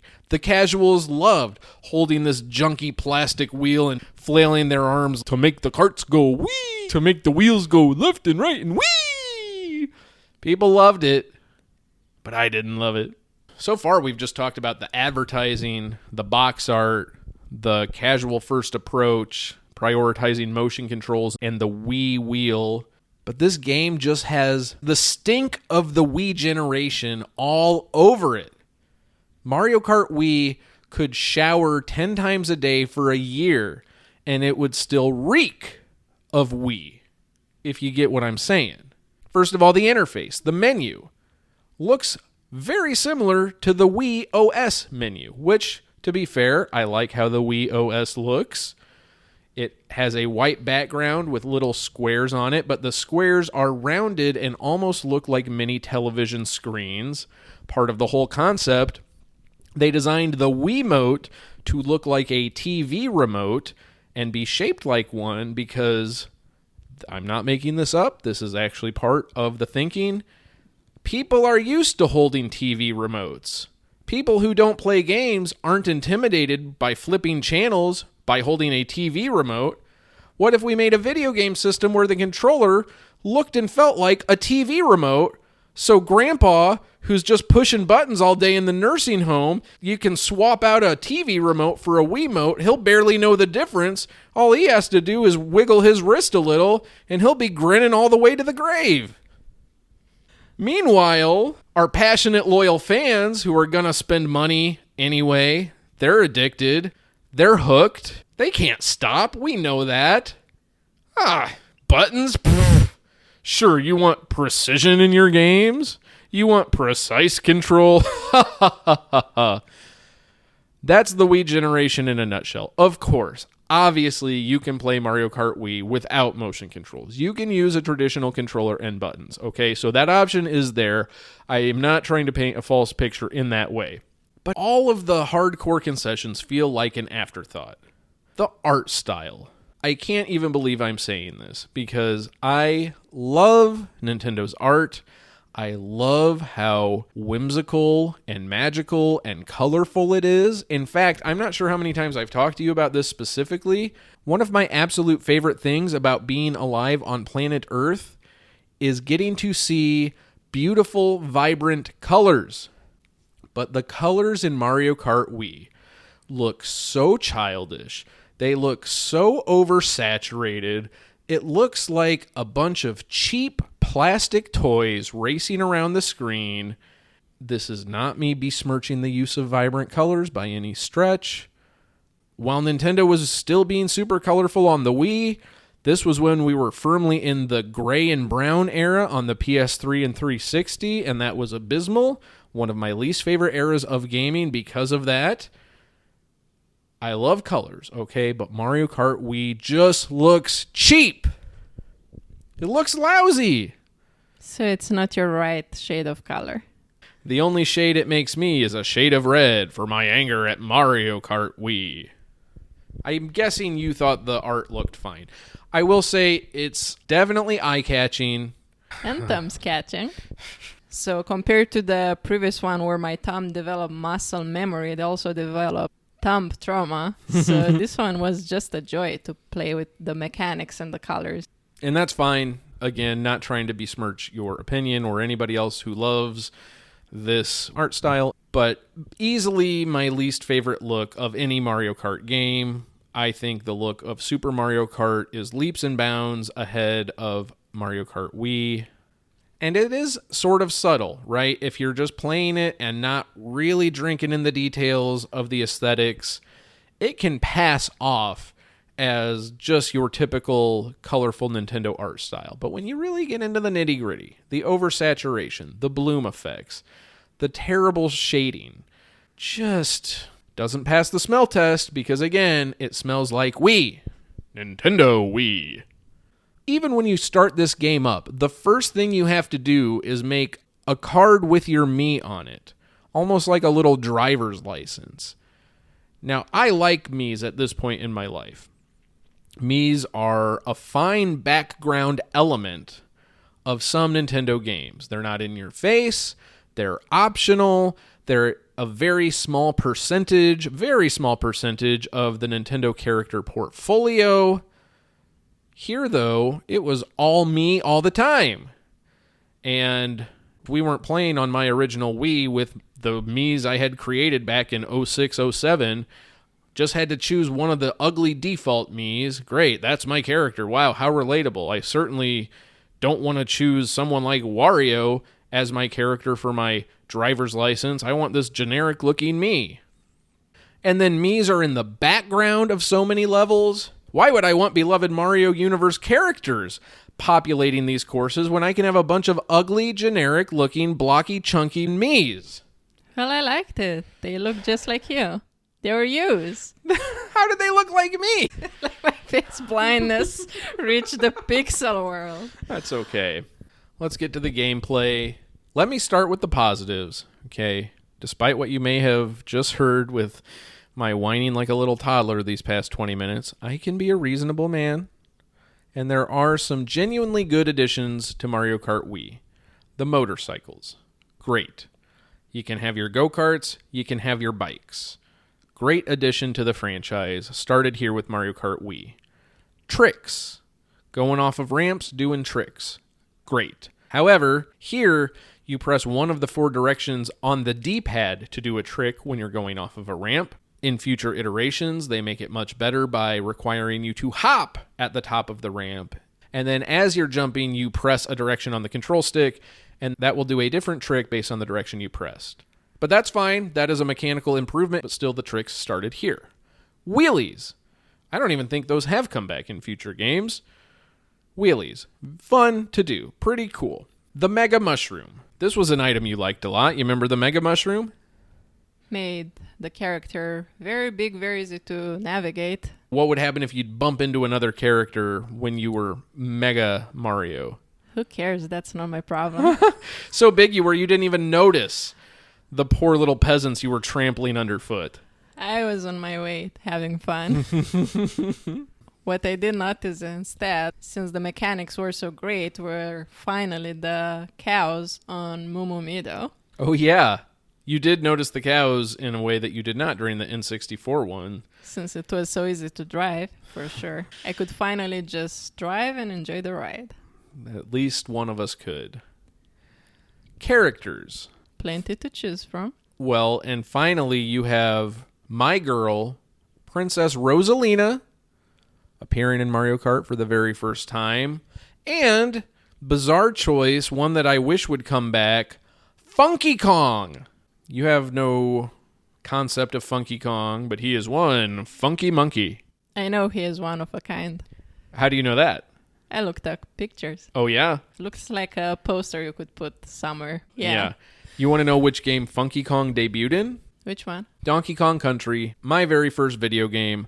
No wonder I love the fact that they added Funky Kong to Mario Kart Wii. The Kavorka game? I would not call Mario Kart Wii the Kavorka game, but Funky Kong definitely has some Kavorka, especially when he's a supportive boyfriend giving you a ride home from the airport. So how was your trip? Whoa, sounds like you really had a smoking time. You know, I know that your life can be a bummer sometimes, and you have to deal with major dweebs at work, so I'm glad that you could get out and take a sweet vacay. It's nice to get away from all that bogusness sometimes. Thanks, I love you too. Well, hombre, you ready to get this show on the road? Slammin'. Let's crank up some major tunage. Now that doesn't sound bad at all. I'll let the listeners be the judge of that, but as a straight man, I can confidently say I agree with you. Supportive boyfriend Funky Kong indeed does not sound bad at all. What a dream. That's about everything nice I can say about Mario Kart Wii until we get to some of the courses in a little bit. But in terms of non-level related stuff, that's all I got. You want to know what my first note is under the gameplay section? Chaotic rubber banding, complete BS. Here is the biggest divide between the core and the casual. The items are out of control here. Out of control? There are so many popping off all the time. It is so easy to go from 1st, 2nd, 3rd to 8th, 9th, 10th, all the way down to 12. And in reverse, from 12 all the way to 4 to 1. And so guess what happened? Me, who oftentimes gets 1st or 2nd in these games, and you, who oftentimes gets much lower in these games, that was completely flipped on its head for Mario Kart Wii. And again, I get it. It's great that you had a good time. It was more competitive for you. To me, it just felt like unbalanced, chaotic nonsense. So many frustrating item hits, shell hits, getting knocked off the course. It felt crazy with all the characters just gathering together on a very narrow path, but you should have made use of those items. They were pretty fair, pretty sweet. No! I forgot all about using items. Shoot! That was my problem. Couldn't be that this game was balanced worse than a one-legged horse trying to walk a tightrope. Then how do you explain that they did so well? Magic? Wii magic? It's the Wii magic, man. Yeah. They wanted the casuals to do well. But not the hardcore gamers. They wanted the hardcore gamers to somehow forget how it is to play. They wanted us to suffer, okay? They wanted to show us, we know we got you hook, line, and sinker. We can slap you around a little bit. We can slap you around a lot. You ain't going nowhere. You'll still pay $60 for every one of our games, whether you like it or not. They were right. Which I'm glad they did. This really tick-tock clocked me right off. You cannot play Grand Prix in multiplayer. And since I was playing a new save file, since I didn't have my original Wii, we didn't have all the cups unlocked. So that's fine, though. There are more courses to play that we haven't? No, we have, because I took the burden upon myself. Heavy hangs the crown, and I woke up at 5 a.m. 2 days ago, and I played the first 6 cups of Mario Kart Wii to unlock all of the cups. You have to play the first 2 cups in the new course section to unlock the 3rd cup, and then you have to play that to unlock the 4th cup. Same deal with the 4 retro cups. I took no joy in that. I took no pleasure in that. I just had to do it so they would be unlocked so we could play all the courses together in multiplayer. Now, to be fair, there is a bit of a workaround in terms of being able to set up a system that is almost identical to Grand Prix. There is a custom rules section where you can choose the amount of courses. So if you want a Grand Prix experience, you set that to 4. You can choose the order of the courses. custom or in order, which means if you click the first course in a cup and set it to in order at 4 races, it will just take you through the 4 Grand Prix races as they would be in the single-player version. You still get points for each race, and you get half of the awards ceremony at the very end if you do the custom rules approximation of Grand Prix. But you can't unlock the other cups in multiplayer. There's literally no point to this. Literally no point at all to not allowing multiplayer in the Grand Prix. The only thing I can think of is them wanting to have this custom rule set option and having the thought, well, it would be redundant if we also let them do multiplayer in Grand Prix, because you technically, if you do this specific combination of rules out of a variation of hundreds of potential permutations of rules, this one specific permutation you can set up approximates a Grand Prix, and why would we want redundancies in letting them play the actual Grand Prix mode in multiplayer? That's the only thing I can think of in terms of some sort of bizarre brain rot logic that would lead to a decision like that. If you have everything unlocked, I'm sure it's fine. But just a silly roadblock that takes away something, gives you nothing in return. Terrible. You want to get into some of the courses? Mm-hmm. Because there are some good ones here. Mushroom Gorge. I like the big bouncy mushrooms. It's very easy to get knocked off course and fall into the void. But they are very big mushrooms, and they are very bouncy mushrooms, and you bounce real high from mushroom to mushroom at certain parts, and that's pretty fun. And very easy to master somehow. Speak for yourself, which I guess is exactly what you're doing. Coconut Mall, shopping mall level, that's fun. I don't even mind the Miis in this level. At the end, there's a part where there are Miis just driving back and forth down a narrow stretch, similar to the Luigi's Mansion trees from Mario Kart DS, just scooting back and forth as dynamic moving obstacles you have to navigate through. But that was fine because it's a shopping mall. People go to shopping malls. You can imagine a shopping mall where there are lots of Miis going to put their spend on, put some fat stacks of cash in the pockets of big corpos. Very believable scenario. That's fine. Pretty good level. Best level. You liked Coconut Mall the best? I think that was the equivalent of the Waluigi pinball from Mario Kart DS. Donkey Kong Summit kind of got a snowboard theme where you have pockets of ramps where you can boost up, spin around, do tricks, come back down, navigate around snow. I did still find this course more frustrating than fun, but I like the concept a lot. It is cool doing these tricks off the sides of these ramps. Wario's Gold Mine, going down the train tracks. You remember this one? I do. And that was the very course I ended on the first place somehow. It felt pretty hard. I have to admit that. And, of course, I like this again more than the Rainbow Road. Oh, yeah. Rainbow Road in here is pretty good. There are a lot of star bits from Super Mario Galaxy that really make the background extra colorful. There are some fun little twists and turns. It is a passable version of Rainbow Road. Maple Treeway, I love this level. That's so aesthetically pleasing. Uh-huh. Racing down these big oak trees in a fall autumnal season with all of the orangey leaves blowing around. Very nice, syrupy sounding, soothing music. Like you're getting fed a warm plate of pancakes at your grandmother's farm. And then you got the retro courses. And then battle mode, you got coin runners, where you're collecting as many coins as you can within 3 minutes. It automatically puts you into teams of 6. So it's not just your coins, it's the grand total of coins from both teams. And of course, you lose coins if you get hit by items. And then balloon battle, similar, teams of 6. Although here, if you lose all your balloons, you respawn with all your balloons back. Talk about a casual change for the casual market. You know, one thing that was not fair about this game that you benefit from. Tell me. That somehow in the battle mode you're forced to be playing in a team. Mm-hmm. And my team was doing so bad that even when I had the highest amount of coins, we were still losing. Well, surely on my team I was also pulling in the highest amount of coins, right? You only had 2 coins. And how many did you have? Around 10 or 12. Sorry, you're breaking up over there. Moving on! Get up, live with it, just like I played with it. Yeah, I know.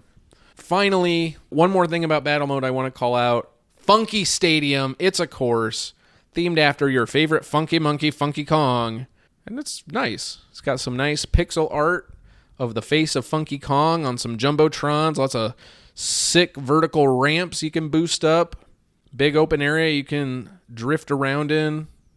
I liked Funky Stadium. It's more like I enjoyed the fact that this relatively obscure pick for the roster of Mario Kart Wii, Funky Kong, got his own bespoke battle mode course. Not even Diddy Kong got that. There's no Diddy Stadium. There's no Diddy's Banana Stand. There's no Diddy's Hat Shop. But Funky Kong, similar to Reginald, Funky's got the juice. Any final thoughts on the very first video game that you love and I loathe? No other thoughts than that it was a great game and I'll be thinking about it. And hopefully we'll be playing it again. Yeah, sure. For sure. I'm sure we will for sure want to play Mario Kart Wii again once Mario Kart World is out. Yeah, that sounds like a realistic scenario. At some point, when nostalgia hits. Yeah, I remember hating this game, but I was optimistic about replaying it. It's been a long time. Time heals all wounds. I'm much more mature now than I was then. I can appreciate games for what they are in the era they were released in a lot more with the perspective of hindsight and all of the additional games I have played in the preceding 15 to 17 years since this game came out. But no, I still hated Mario Kart Wii, and I will wrap it up with this. I was thinking about this long and hard, because one of the things we're going to do at the end of our Mario Kart Spectacular, after we have also gone over Mario Kart 8 Deluxe and Mario Kart World, I am going to present my ranked list in order from least favorite to most favorite Mario Kart game. Currently, Super Mario Kart, bottom of the pack. And I was thinking, is Mario Kart Wii worse than the original Super Mario Kart? And trust me, I begged and pleaded with myself to put Mario Kart Wii at the bottom of that list. But, as I've mentioned, I'm a mature man. I can recognize when my own feelings are getting in the way of the truth. And I knew that if I put it at the bottom of the list, it would solely be to punish Mario Kart Wii, because Mario Kart Wii is more enjoyable to play than Super Mario Kart. However, there is one key difference. I respect the heck out of Super Mario Kart, and Mario Kart Wii ain't got no respect on its name. Respect has to be earned. It isn't freely given, like candy at a parade, like Tootsie Rolls thrown at the little children from the floats during a celebratory march down the street for some banal event that nobody gives a flying flip about except the people who are getting their egos puffed up by said event. Speaking of candies, I think you're just jelly. Candy Kong wasn't even in this game. Oh, no, again. It's the Kavorka speaking. Oh, man. So, I can say out of every Mario Kart game, the only one I disrespect is Mario Kart Wii. And it's not even a lack of respect. It is an active choice of disrespect based on how the game has disrespected me over the years, including up to present day with our most recent playthrough. Thank goodness we are done talking about that game. Maybe forever. Even if I have to play it again, I sure as heck don't want to have to talk about it again on this show or anywhere else. So let's get back to a good Mario Kart game with Mario Kart 7. What to say about this game? I think when the general consensus is that there's not much to say, it says something on its own. And I can see why. Tell us. To begin with, I think it's a great game. It's one of the puzzle pieces that contributes to the overall becoming of Mario Kart 8. But it happens to be between two of the games in the series, at least in some people's opinion, that each were very hyped, very fun to play, again, at least for some of us. And the fact that whatever traits this game had, if they were inherited and eventually made better in 8, it tend to be a little superfluous. I sadly have to agree. It feels like Mario Kart 7 has been almost fully subsumed by Mario Kart 8, because Mario Kart 8 does almost everything Mario Kart 7 does, but way better. Of course, you could say that about Mario Kart 8 in comparison to any prior game in the series, but because the new elements that were introduced in 7 are the gliders and the ability to drive underwater, which Mario Kart 8 then took and ran with and took those ideas to their full potential. Going back to Mario Kart 7, it's in this weird zone where it's a fantastic game, extremely polished, plays exceptionally well. I really love Mario Kart 7. I really do, and I always have. But it doesn't have much of its own identity. And I don't really think you can say that about any other game in the series. Super Mario Kart absolutely has its own identity. 64, yes, own identity. Super Circuit, own identity. Double Dash, you talk about an identity. Double Dash has that in spades. DS, yep. Mario Kart Wii, yeah, there's an identity there. Not a good one, but there's an identity. It is a good one. What you're talking about. And of course, Mario Kart 8. So what makes it unique is the 3DS feature, that's for sure, which is a very interesting mode to play a game. The 3D effect, which I've shown you a few little examples. Like you played 3 to 4 minutes of Luigi's Mansion 2, just running around outside just to see the 3D. And I've showed you a few of the dioramas that you can complete from the puzzle piece exchange from Street Pass. But this was your first time actually fully playing a game in 3D. And I enjoyed it. It made me actually want to play more games. And I agree with you. The game on its own doesn't have much of an identity, but if you're saying that in comparison to the other, which is kind of hard to extrapolate and look at it on its own, when it has retro cups and also features that will be retaken in the future games. Definitely. The novelty for me was that the carts had nice customizations available. It made me curious to try them. I'm generally a Mario player, as you know. And this time I could just venture and see what characters it offers, just because I could get into that detail of personalization of so many of the elements of the cart. Right, because Mario Kart Double Dash introduced differing carts, and then that was carried over to DS and to Wii. There were carts you could unlock, but Mario Kart 7 is the first game where there are 3 individual pieces you can combine on your own. You can select the body of the cart, you can select the wheels, and you can select the glider. Something that carried straight over into Mario Kart 8.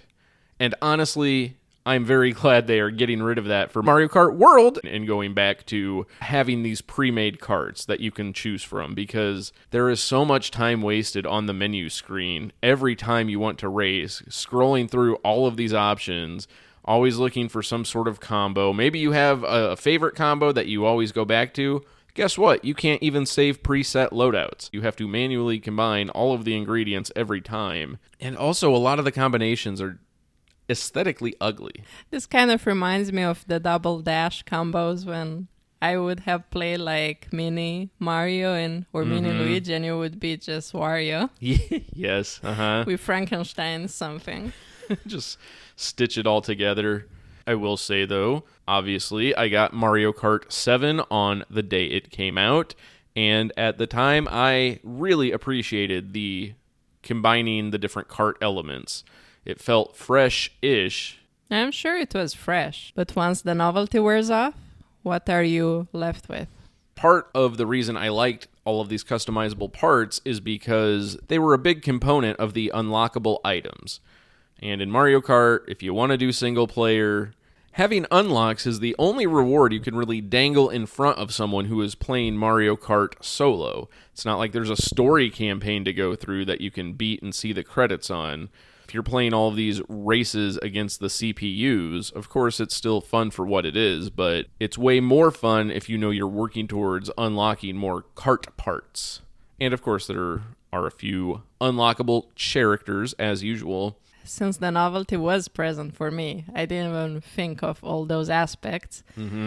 To me, what was interesting was also the fact that playing on the original hardware, I was able to experience the 3D exactly how it was perceived at the time it appeared. However, I'm glad that it was a feature that was adjustable, because I'm not sure if not being able to switch to the regular display would have been something that I would have liked. I am still bewildered to this very day about the reception of the 3D on the 3DS, because by the end of the 3DS lifespan, it seemed like, based on both the way people talk about the 3DS online and the fact that a bunch of game developers, including Nintendo themselves, made some games that didn't even have the 3D effect. The whole original selling point of the system was so unpopular, not in the sense that it made people dislike the system, but just a lot of people didn't use it. For me, the entirety of the 3DS life cycle, I played essentially every single game with the 3D slider cranked up to the max. I'm still impressed by the effect. It still looks awesome, especially when it's been 5 years since I've played a 3DS game, and so it's not something that's fresh in my mind and just popping in Mario Kart. And the first moment that really stood out to me was the first cup, the final course, Shy Guy Bazaar.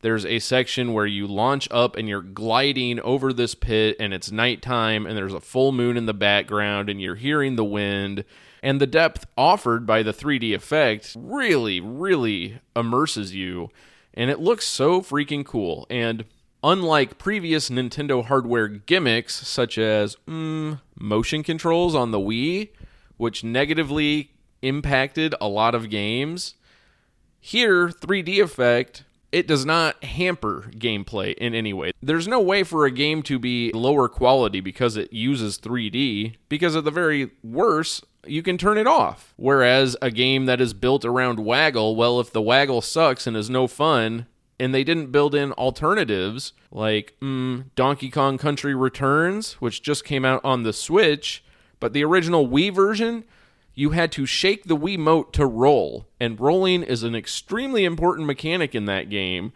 It's part of the precision platforming. There was no button option for that. You had to waggle every time you wanted Donkey to roll, and you want Donkey to roll.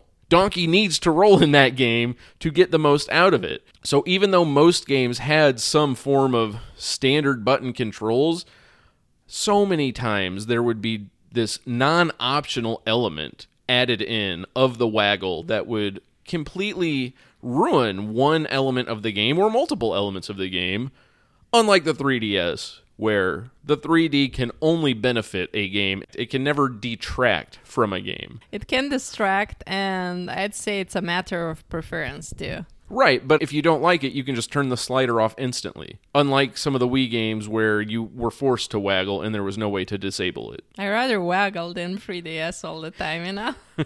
I know. That's why you're the newcomer and I'm the nutcase. You mean it's driven you nuts? The Wii certainly did. Playing Mario Kart Wii did. But Mario Kart 7, it really is the glider, allowing you to soar through the air, the ability to drive underwater, and the 3D effect. That is what I would say are the only three elements that are distinct and unique to Mario Kart 7, in addition to the combining of the customizable kart parts. But three of those four things, the combining of the kart parts, the gliding, and the underwater stuff, carried over into 8. So all that's left with 7 for its own unique identity is the 3D effect, which lots of people don't even use or like. How about the possibility of playing with someone? Oh yeah, always fun. Do you have it with 3DS? I played a lot of online. I didn't play a lot of local multiplayer because I was in college at the time, and I didn't have many friends in the college town I was at who were as hardcore as me, unlike some of the friends I had back home. So I didn't have a posse of people who also had a 3DS and Mario Kart. But the online mode worked just fine for what it was. I played a ton of online. It's beyond online. It's no line. It's fun. It's Mario Kart. It controls well. Like I said, it's polished to a sheen. I would say it is easily the most polished Mario Kart game up until that point. It feels really honed, refined, and you can definitely see this one as the final stepping stone to 8, 8 being the ultimate culmination of everything they have done before. But poor little Mario Kart 7 kind of getting the short shrift here. They added Queen Bee and Metal Mario as characters you can unlock. Queen Bee's kind of fun. It's a big, fat Queen Bumblebee. That's something, right? I need to see. I didn't check that character. You didn't play as Queen Bee? No. Oh, wow. Now I might just go back and play. Pretty interesting character design. I prefer it over Iron Mario or whatever. Metal Mario. Metal What? Mario. Iron Mario. Recycling Mario. Recycling? It looks like a bunch of aluminum foil. I don't know. Looks kitsch. Yeah. Is it meant to be like a statue or what? No, I hate to say that I agree. It looks a little off. Metal Mario debuted in Super Mario 64, where you could get 3 different hats. One hat allowed you to fly, one hat turned you invisible, and the other hat made you metal so you could walk underwater because you were so heavy, right? And they were all on a timer. It wasn't a permanent transformation. You'd have 30 seconds or something. The music for Metal Mario in Super Mario 64, excellent. Exceptional music. And because of that, I love Super Mario 64, of course, love the music, love the way Metal Mario is incorporated into that game. I was pretty pumped when I got to play as Metal Mario in Mario Kart 7, but playing it now, I'd rather be Wario or Donkey. Which I played as. Was this your first time donkeying around? Yeah. Any thoughts on the old donk? I have to say, up to the point when I was able to master the drifting, which thankfully I did. That's And true, yeah, you did learn to drift in this game. the screams Donkey Kong were pretty funny. Yeah, big dumb dog. Particularly during the Rainbow Road, which has a very peaceful music by contrast. Yeah, they finally went back to the iconic melody in that Rainbow Road. And that Rainbow Road is really interesting for other reasons too, which we'll get to. So let's just jump into the courses because there's not much else to say about the rest of the game. Now, here's something that stuck out to me though. The very first cup with the first set of 4 new courses had a very nice progression that I thought introduced the new mechanics of the game extremely well. The first course is Toad Circuit. Seems like the first course of every game is a simple classic racetrack style design. This one was no exception, except there is a spot or two on the road where there is a little ramp. You can get some mild air, and you can glide for the first time. Okay, imagine you've never played this before. It's new. Mario Kart 8's not coming out for another 3 years. Mario Kart 8 came out in 2014. Mario Kart 7 came out in 2011. It's so insane. It's been almost 11 years since the last new Mario Kart. And then the next course in the game is Daisy Hills. And that has some big glides. You can glide over a big gap onto some rooftops if you want. But you don't have to land on the rooftops. You can also land on the path and go around, I believe, a little fountain. It's a nice meadowland with a charming little rustic town nestled in there with some nice buildings. So they ramp up the intensity and the amount of time you are gliding in the air. And then after that, you get Cheap Cheap Lagoon. I literally thought I fell in that one, but it turned out I was submerging underwater and still going. That's really funny. You thought you were falling off course and Lakitu was going to have to pick you up. Exactly. But that's the thing. That's the third course in this set, and that's your first introduction to underwater driving. And then the final course is Shy Guy Bazaar, which doesn't have a lot in terms of introducing new mechanics. There are a couple cool glide sections, but it looks very nice visually, has a fantastic sensibility to it, and really makes an impression on you. So I think selecting those first 4 courses in that order, intentional choice, very nice onboarding method, cool way to show the progression of new mechanics to the players, and that's just something I appreciated about poor, forgotten Mario Kart 7. Was it intentional that I got the blue shell twice while I was in the middle of gliding in Shy Guy Bazaar? You were in first place and you got blue shelled? Yes, and I got the blue shell twice as I was gliding. Same track, same spot. That's just bad luck. That can happen in most Mario Kart games. It's a real bummer if you're ramping over a gap or a pit of lava in a Bowser Castle level and a blue shell hits you at that moment. Part of the chaotic fun, or maybe part of the extreme frustration. My favorite item with this one was something that gave me 7 items. Yeah, that's called the Lucky 7, because you see, it's Mario Kart 7. But lucky me, I got again hit by something and I lost them all. Oh no, you didn't even get to use them? No, and they didn't appear for any of the other tracks. It's 7 items that you can get normally. I don't remember what they all are. Green shell, red shell, superstar, banana, blooper maybe, Bob-omb I know is in there. I'm not even sure which character, but I did like the fact that I was able to see who is coming from behind, like from the previous games. Oh, on the bottom screen, right. Yeah. Yes. 3DS still has that map on the bottom screen. You can still see the lay of the land, the current ranking of the racers, and items on the track again. But, right, that was in Mario Kart DS. An appreciated thing that they carried over, but not something that gives 7 its own identity. So let's just go through some more of the courses. The next course I want to hit on, a fantastic one, Music Park. Second favorite. Okay. Tell us why. Very simple reason, the music. And particularly when you learn to drift, it feels very fluid as you're passing the keyboards. Yes, drifting while you're going over the piano keys and the piano keys are playing as you ride over them. Fantastic. Piranha Plant Slide, I like a lot. It has this original Super Mario Brothers look to it with some of the same block design as what you would see in that first game, and some other similar elements, and you're going inside of warp pipes. There are waterways, water streams, and piranha plants all over. Always been a fan of that one. Neo Bowser City. Now that's a course. This one with the rain, it had in it, it reminded me of Blade Runner. Had the exact vibe of that. Yes, it did. Neon lights, a dark city at night, rain everywhere.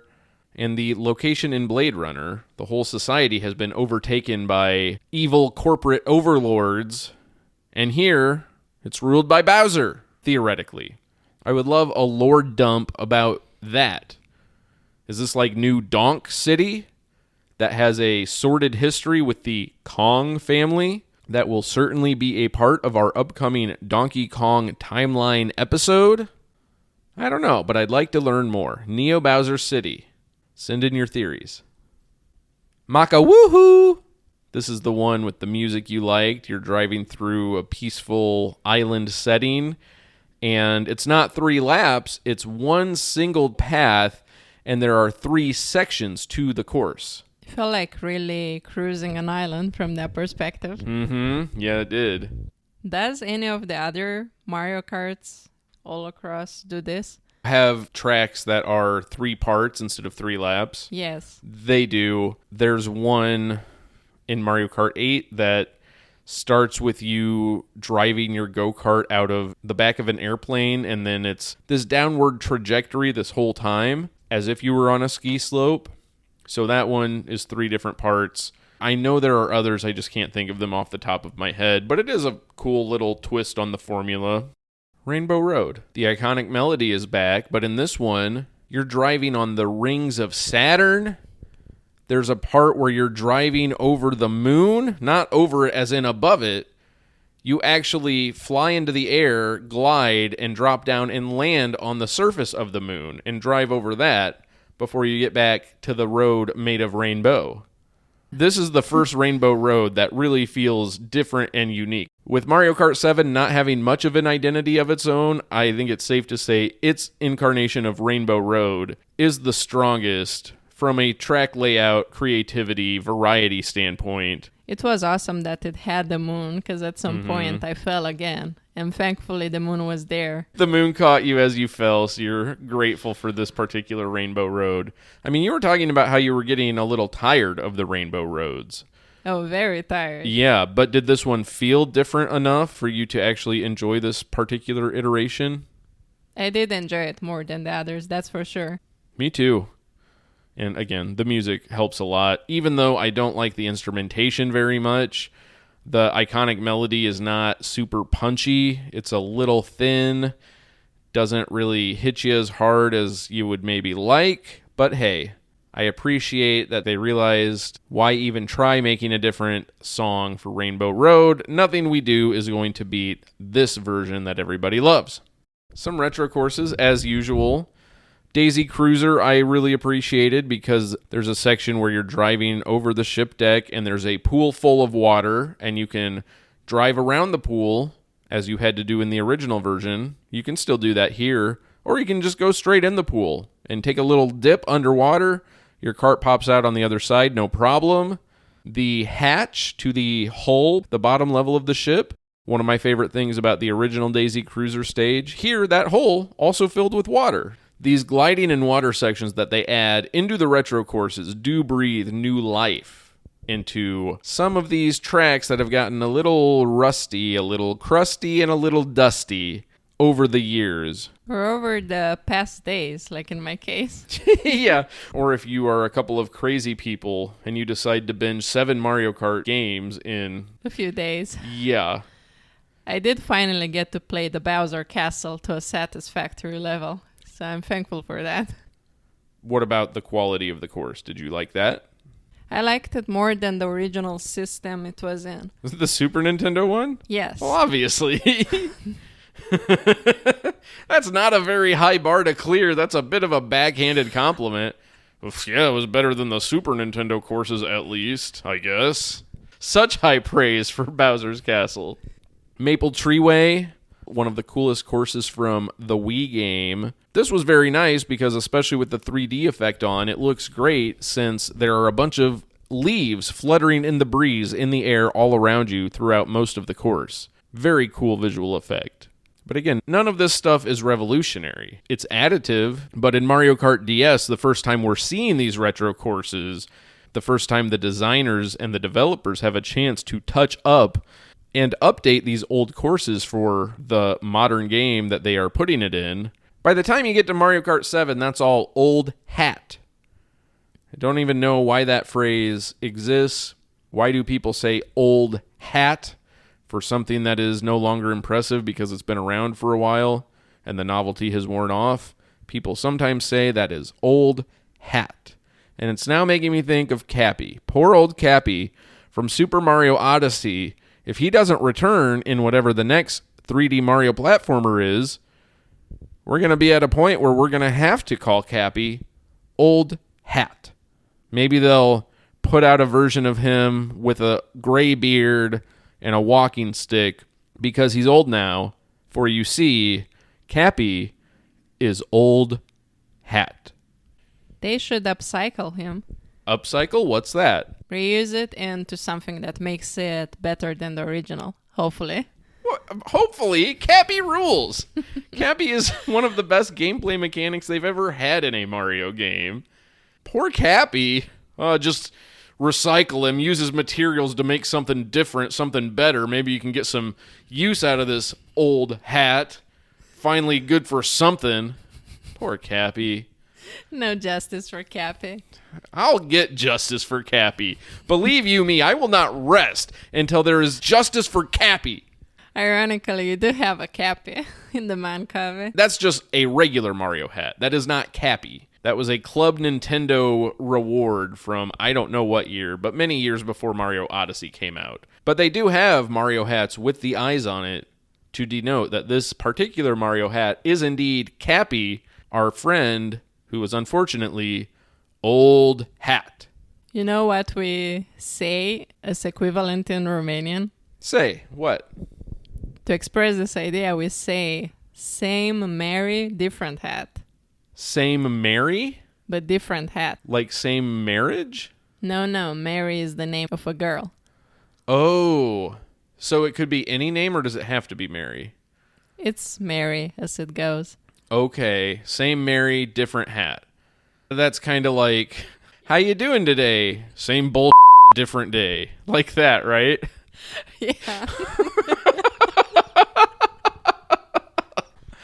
Gosh, we are so flippin' tired, folks. We are in a mad crunch to finish recording this episode so we can edit and get it out before the Switch 2 releases now in 24 hours and 29 minutes. This reminds me of when I've seen Mushroom George. Mushroom George? Who's Mushroom George? It's Mushroom Gorge. Yeah, same mushroom, different George. Oh my gosh, I have no idea if that's actually funny or not, but in my current state of mind, that is the most hilariously absurd thing I've heard. The Mario Kart Wii track, Mushroom Gorge. That's Mushroom George now. And, same Mushroom George, different Mushroom Day. Hey, it's same mushroom, different hat. You mean same mushroom, different George? Yeah. So we just need to find a George, give him Cappy. Preferably George is an old man, maybe one of the old grandpas who loved the Wii so much. So old George can be wearing old hat, and when they return to the earth, they can be upcycled into the soil nutrients and provide sustenance and succor to new life that has sprung up around their outdated, discarded, unloved, forgotten, stepped on flesh or fabric. Poor Cappy. Justice for Cappy. I don't care if he's old hat. He's my hat. So no George audition. What in the heck is going on? Who knows? Interesting stuff can happen 24 hours before the new game. When you've already been excessively sleep deprived and recovering from a surgery, in and out of doctor's appointments multiple times a week, every week for the past month. And that's not even counting the time in the hospital. Go to hour 3, minute 4 in the episode Time Capsule 1 for that whole bizarre saga. That's still haunting us. Okay, so we got Mushroom George. We got Old Hat Cappy. Battle mode. You didn't touch this. I played it out of... I played it out of grim obligation. What's that? That's how I've been feeling about cramming all of this Mario Kart in. By the time I got to Mario Kart Wii, it crushed my spirit so much, I just wanted to disengage, but we've committed to this project, to this episode, and like heck, I'm gonna not get this episode out before the Switch 2, so this is my duty. I'm an adult. I've made a commitment. I have to play all the modes in Mario Kart 7, so I will play Balloon Battle with the CPUs, just so I can have something to say about it on the podcast. And it turns out this is what I have to say. Just that I played it out of obligation. That's kind of it. I will say the one thing, literally the only thing. We got our gal Queen Bee, right? Maybe she's hooking up with Mushroom George. And they have a battle mode map, a battle mode arena themed after a beehive because Queen Bee is in there mating with George. It's fine. It's a fine level, but there are certain parts with huge wind tunnels that are constantly blowing upwards. And if you drive over that, your car will fly out of the top of the honeybee hive through an octagonal honeycomb-shaped hole, and you will go over and drop down through a different honeycomb-shaped hole and land in a different part of the course. And it happens very fast, and your car is flipping over as it's going up into the air, and with the 3D effect on, looks super rad. But honestly, when you get down to it, it's like a 7-second animation. That's it. You're just watching an animation. That was the highlight of battle mode. How about you send me a gif of that? I am just too tired. I've been ground down into dust by Mario and his karts. I'm feeling more energized. I just played all the Mario Kart you played in your whole life for the past few days. Did it make you appreciate the series more, or are you feeling a little burnt out? Made me feel like I want to play more. That's good, because we're going to play a lot more with Mario Kart World, and of course, some Mario Kart 8 Deluxe. It's so absurd because Mario Kart is not even one of my favorite Nintendo franchises. I buy everyone, I play everyone, I enjoy everyone. But if you were to ask me to make a top 10 list of specifically favorite Nintendo franchises, it wouldn't be in the top 10. I'm not even sure it'd make the top 20. Now, that's not really a bad thing. It's more of a testament to how great so many Nintendo franchises are. And a big reason for this, as I've said many times throughout this saga, most of my time throughout my life playing Mario Kart has been playing it solo. It's obviously way more fun when I'm playing with you. And Mushroom George. When I'm playing with you, George, Queen Bee, and Old Hat. Just the 5 of us. So not only will I be able to play a ton of Mario Kart World with you, but I'll also be able to play a ton of single player. So I have very high hopes. But man, binging all of these Mario Karts has been an interesting exercise. That is for sure. You know, that's the thing. I don't think I would like to play the games alone. Particularly a racing one like you did with the CPU. I mean, I had no choice. It was either play alone or don't play at all. Is that what you're telling yourself at night? No, it was the reality of the limited number of friends I had and the limited opportunities to get together to play games. We need friends for the next Mario Kart. You're telling me. I'm telling everyone who's listening. Yeah, and I have something to add to that when we get to the wrap-up, which why are we not at the wrap-up yet? Okay, that's Mario Kart 7. It's wrapped up. It's a very good game, an extremely good Mario Kart, just a little flavorless, kind of like plain boiled chicken. You know, I thought exactly of that. What? I thought that's exactly like the way I'm eating the chicken. Oh no. We are becoming one person. Yeah. We're having the same hat. We even wear each other's hats. Finish each other's George. Like, this is what sleep deprivation does to the human brain. Sleep deprivation, extreme overwhelming stress, crushing workload, excessive time crunch, recovering from surgery, weird OCD tendencies that my brain tells me I have to get all of this crap done before the Switch 2 launches, otherwise it will interfere with my enjoyment of this upcoming weekend, even if it only interferes with it by 5 or 6%. I mean, geez, I got the oil changed, I mowed the lawn, I'm getting a haircut, cleaning the whole house, which we still haven't gotten to, loading up on snacks, making these podcast episodes. How about you chill and enjoy the ride? The Mario Kart ride. Is that the new tagline for the game? Better should be. There were a few notes I wanted to make about the series as a whole. Very brief, very minor, things I don't think I touched on. First thing I have, the final lap, getting that faster, sped up music. You take it for granted at this point. It is so intrinsic to Mario Kart. Every game has had it, dating back to the first one. Every course has had it, without exception. The song restarts and plays at a much higher speed/tempo. Do you like that? No, I don't like that. Really? Why not? It's making me feel rushed. That's the point. No, the point is for me to play and enjoy. That'll be the point of Mario Kart World, where you can just chill in the open world, no time limit, no pressure, no nothing. No George, no hat, no bee. Well, I didn't feel the pressure until hearing that. That's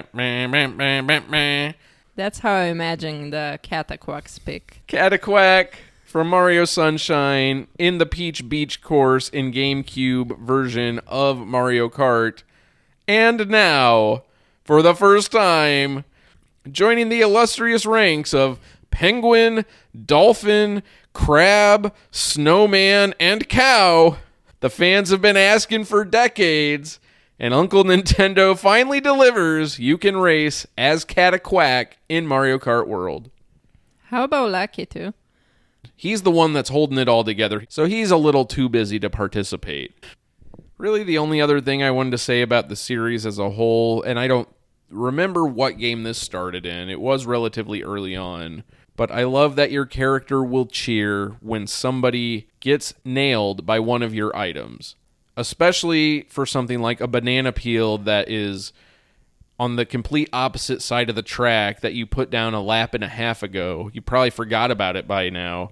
But if someone runs over it, even if it's a minute later, 2 minutes later, your character will cheer, and that lets the player know, yes, this item I deployed hit a target. Feels good, even if you're just racing the CPUs, even if it's just someone in last place that doesn't matter, has no chance of winning at all. Suck on this, Mother George. I did notice this from the very first races. It's nice. It's a tiny little brush of dopamine. Like, yes, got someone. I got him. I don't know who I got or what I got him with, but I got him. Sometimes it's more direct, obviously. If you're throwing a shell and you hit the cart in front of you, you clearly see it, and your character still celebrates. But it's those invisible attacks, the ones that happen off screen for the player. They still built in a way to let you know, attack, success, big success. I'd say I didn't experience much schadenfreude about that. Why not? Why don't you indulge in more schadenfreude? I don't know. Become a worse person. What's wrong with you? Give me your hat. Oh no! My hat! It's too old to give away! Do you have any final thoughts on the conclusion of our Mario Kart saga on the eve of Switch 2? Did you have fun playing through all of these? Was it interesting? It was very interesting to see all those Mario Karts. I'd say I played enough Mario Kart for a lifetime. I played all your lifetime of Mario Kart. Just wait till you play my whole lifetime worth of Zelda or Pokemon. I can wait with that. Yeah, unfortunately, I don't think an entire series playthrough of Zelda is in the cards. Unlike Mario Kart, which you can cruise through all of its content in an hour and a half to 2 hours. Not very feasible with most other franchises. So, are you more excited for Mario Kart World now? You feel like you're going to have a better grasp and appreciation for all the changes they've made? I'm more excited for Mario Kart 8 Deluxe. Oh my gosh. Everything is meaningless. Life is pain. Are you diving into some Slavic existentialism? Is this what a midlife crisis sounds like? I'm just going to go sit in a pool in the deep end next to my boy George. Well, folks, there you have it. Our Mario Kart Spectacular! Before we go, the nutcase, that's me, has to pay the piper a little bit. I have to repent for my sins, for which there are two. Sin the first. I have come to realize that the song on Mario Kart Super Circuit, the Game Boy Advance version, that rendition of Rainbow Road, I still do not like it being the track on Rainbow Road. I don't think it fits. I don't think they should have used it. However, I did go back and listen to it separately after I was done playing on YouTube outside of the context of the game, and I was wrong when I said it was a terrible song. It's a well-composed song, has some interesting parts. I can see why people like it. I just don't like it on Rainbow Road. Or maybe you don't like Rainbow Road either. Honestly, after playing through all of these, the Rainbow Roads I really liked were from Mario Kart 64 and Mario Kart 7. All the other ones, with the exception of the first one, which has its own unique vibe because it's almost like the raw prototype version of Rainbow Road, all the other ones kind of run together. I'm excited to see what they do with Rainbow Road for World. How are they going to incorporate Rainbow Road into the open world? Are you going to be able to drive off of Rainbow Road and fall through space and land on the actual planet and keep driving around? Maybe you'll finally reach the end of the rainbow. Find a pot of gold with George? Yeah. Better than a pot of pain with Hat. But life is pain. Which brings me to my next point. The second penance I got to use to pay the piper. I said something last episode that nobody called me out on. But after publishing the episode, it infiltrated my mind. I said, in reference to our 4-hour, 19-minute behemoth, I said, based on the download numbers that episode got, ain't nobody got time for episodes of that length. That is not true. Some people did make time, or at the very least, made time enough to download it. And there are a few people who have listened to every single episode, and I realized I was specifically besmirching them when I said, ain't nobody got time for that. You're not a nobody. So let me name some names. Some names of these complete strangers that I only have geographical data of. Not precise geographical data. Don't worry. I'm not going to show up outside your window, okay? You're fine. You're safe. But from what I can tell, outside of some people in my family, shout out to Mitch. I'm pretty sure he's listening to every episode. But outside of people in my family, I'm pretty sure there are 4 people who have listened to every episode, and I think that even includes the self-destruct update that is no longer available on the feed, so I would just like to shout these people out.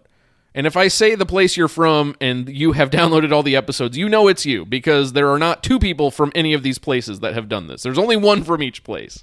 We have somebody in Canada. Thank you so much. We have somebody in England. Love seeing that pop up on our map every time we put out an episode. And we have 2 people from the good old US of A, someone in Ohio, and someone in Virginia. We love the 4 of you very much. You are not nobodies. I know I like to joke, I like to kid around here, but sincerely so appreciative, and it's extremely meaningful to have people who are already enjoying the show enough to check out every episode. Even when it's something as absurd as a 4-hour, 19-minute episode where I indulge myself in the back half by telling a crazy surgery story from a foreign country. So the 4 of you, thank you. And if you want, chat at switch2ludiclore.com. Shoot us your friend codes. We will play some Mario Kart World together. I would love that. If not, that's fine too. Again, I'm not outside of your window right now. Please don't look to verify. Please don't check. You can trust me. Also, I should say the data gets a little screwy on our stat tracking. So if I miss someone who has also listened to every episode from a different location, I'll shout you out next episode. Chat at switch2ludiclore.com. But obviously, we are super thankful for everyone listening. I totally get not every episode is for every person. And we're still a new enough show. People are checking us out. Maybe they give it a couple episodes, decide it's not for them. Wow. Can you imagine such a scenario? Such surprise. Yeah, it's unfathomable. You know, I do wonder why people listen. Then why are we making this? Why do I get out of bed in the morning? Why do we do everything?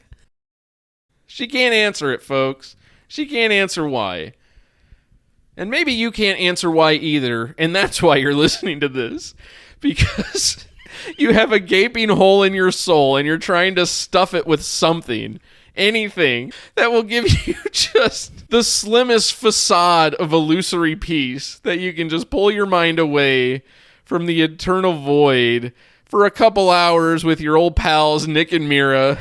Before the fun outro song ends, your life returns to silence. And the thoughts come flooding back in.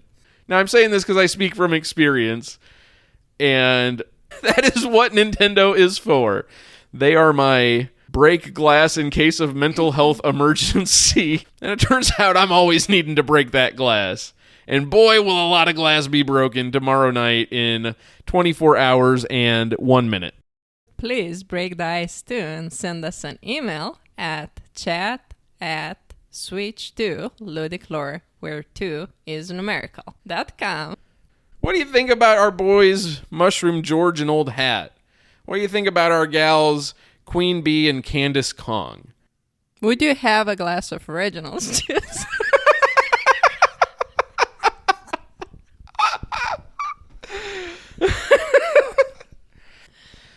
Chat at switch2ludiclore.com. I've alluded to this several times, but we have a big Donkey Kong timeline/lore episode coming up ahead of Donkey Kong Bonanza.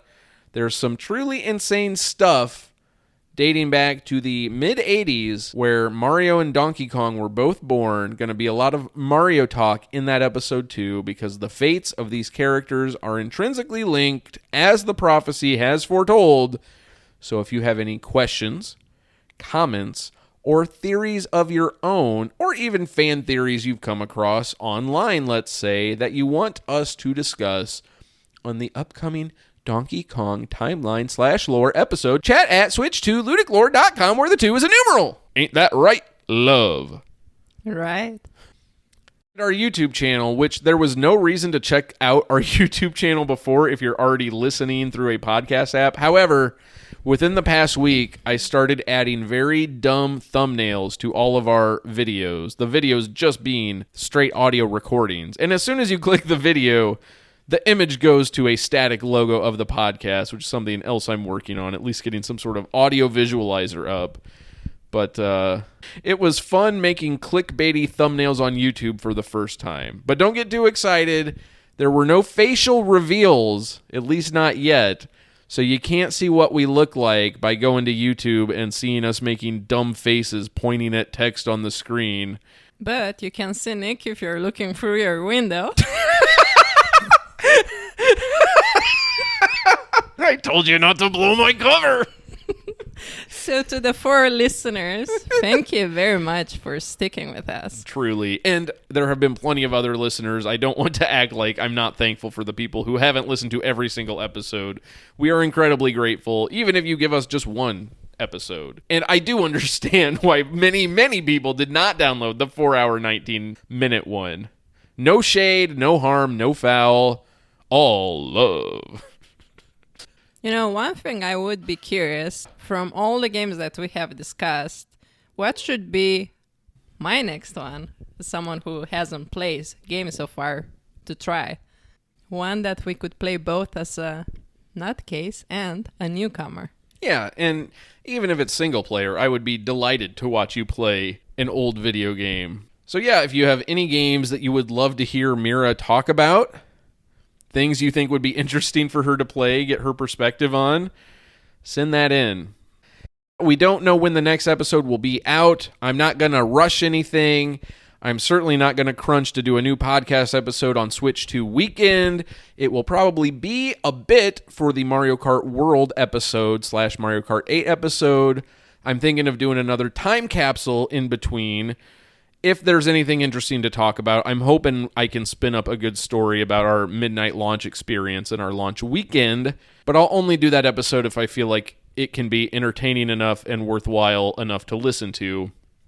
But if we disappear for a couple weeks, that's because we're in the Switch 2 cave. I mean, you will be here, you will be playing some with me, but I'm the one who's taking days off of work. I'm the one who literally told a family member, no, I cannot go to your birthday party this weekend because I have prior obligations that I refuse to move. You're the nutcase. And what a case of nuts I am. And remember, kids, if you ever have a podcast and you're extremely tired and you have to phone in a joke at the end of the episode because that's the format you came up with and it sounds something like this, it's okay to do as long as you still try to deliver it in an entertaining voice. But isn't it better to deliver something of quality? Goodbye! I'm gonna tell on you to George. George!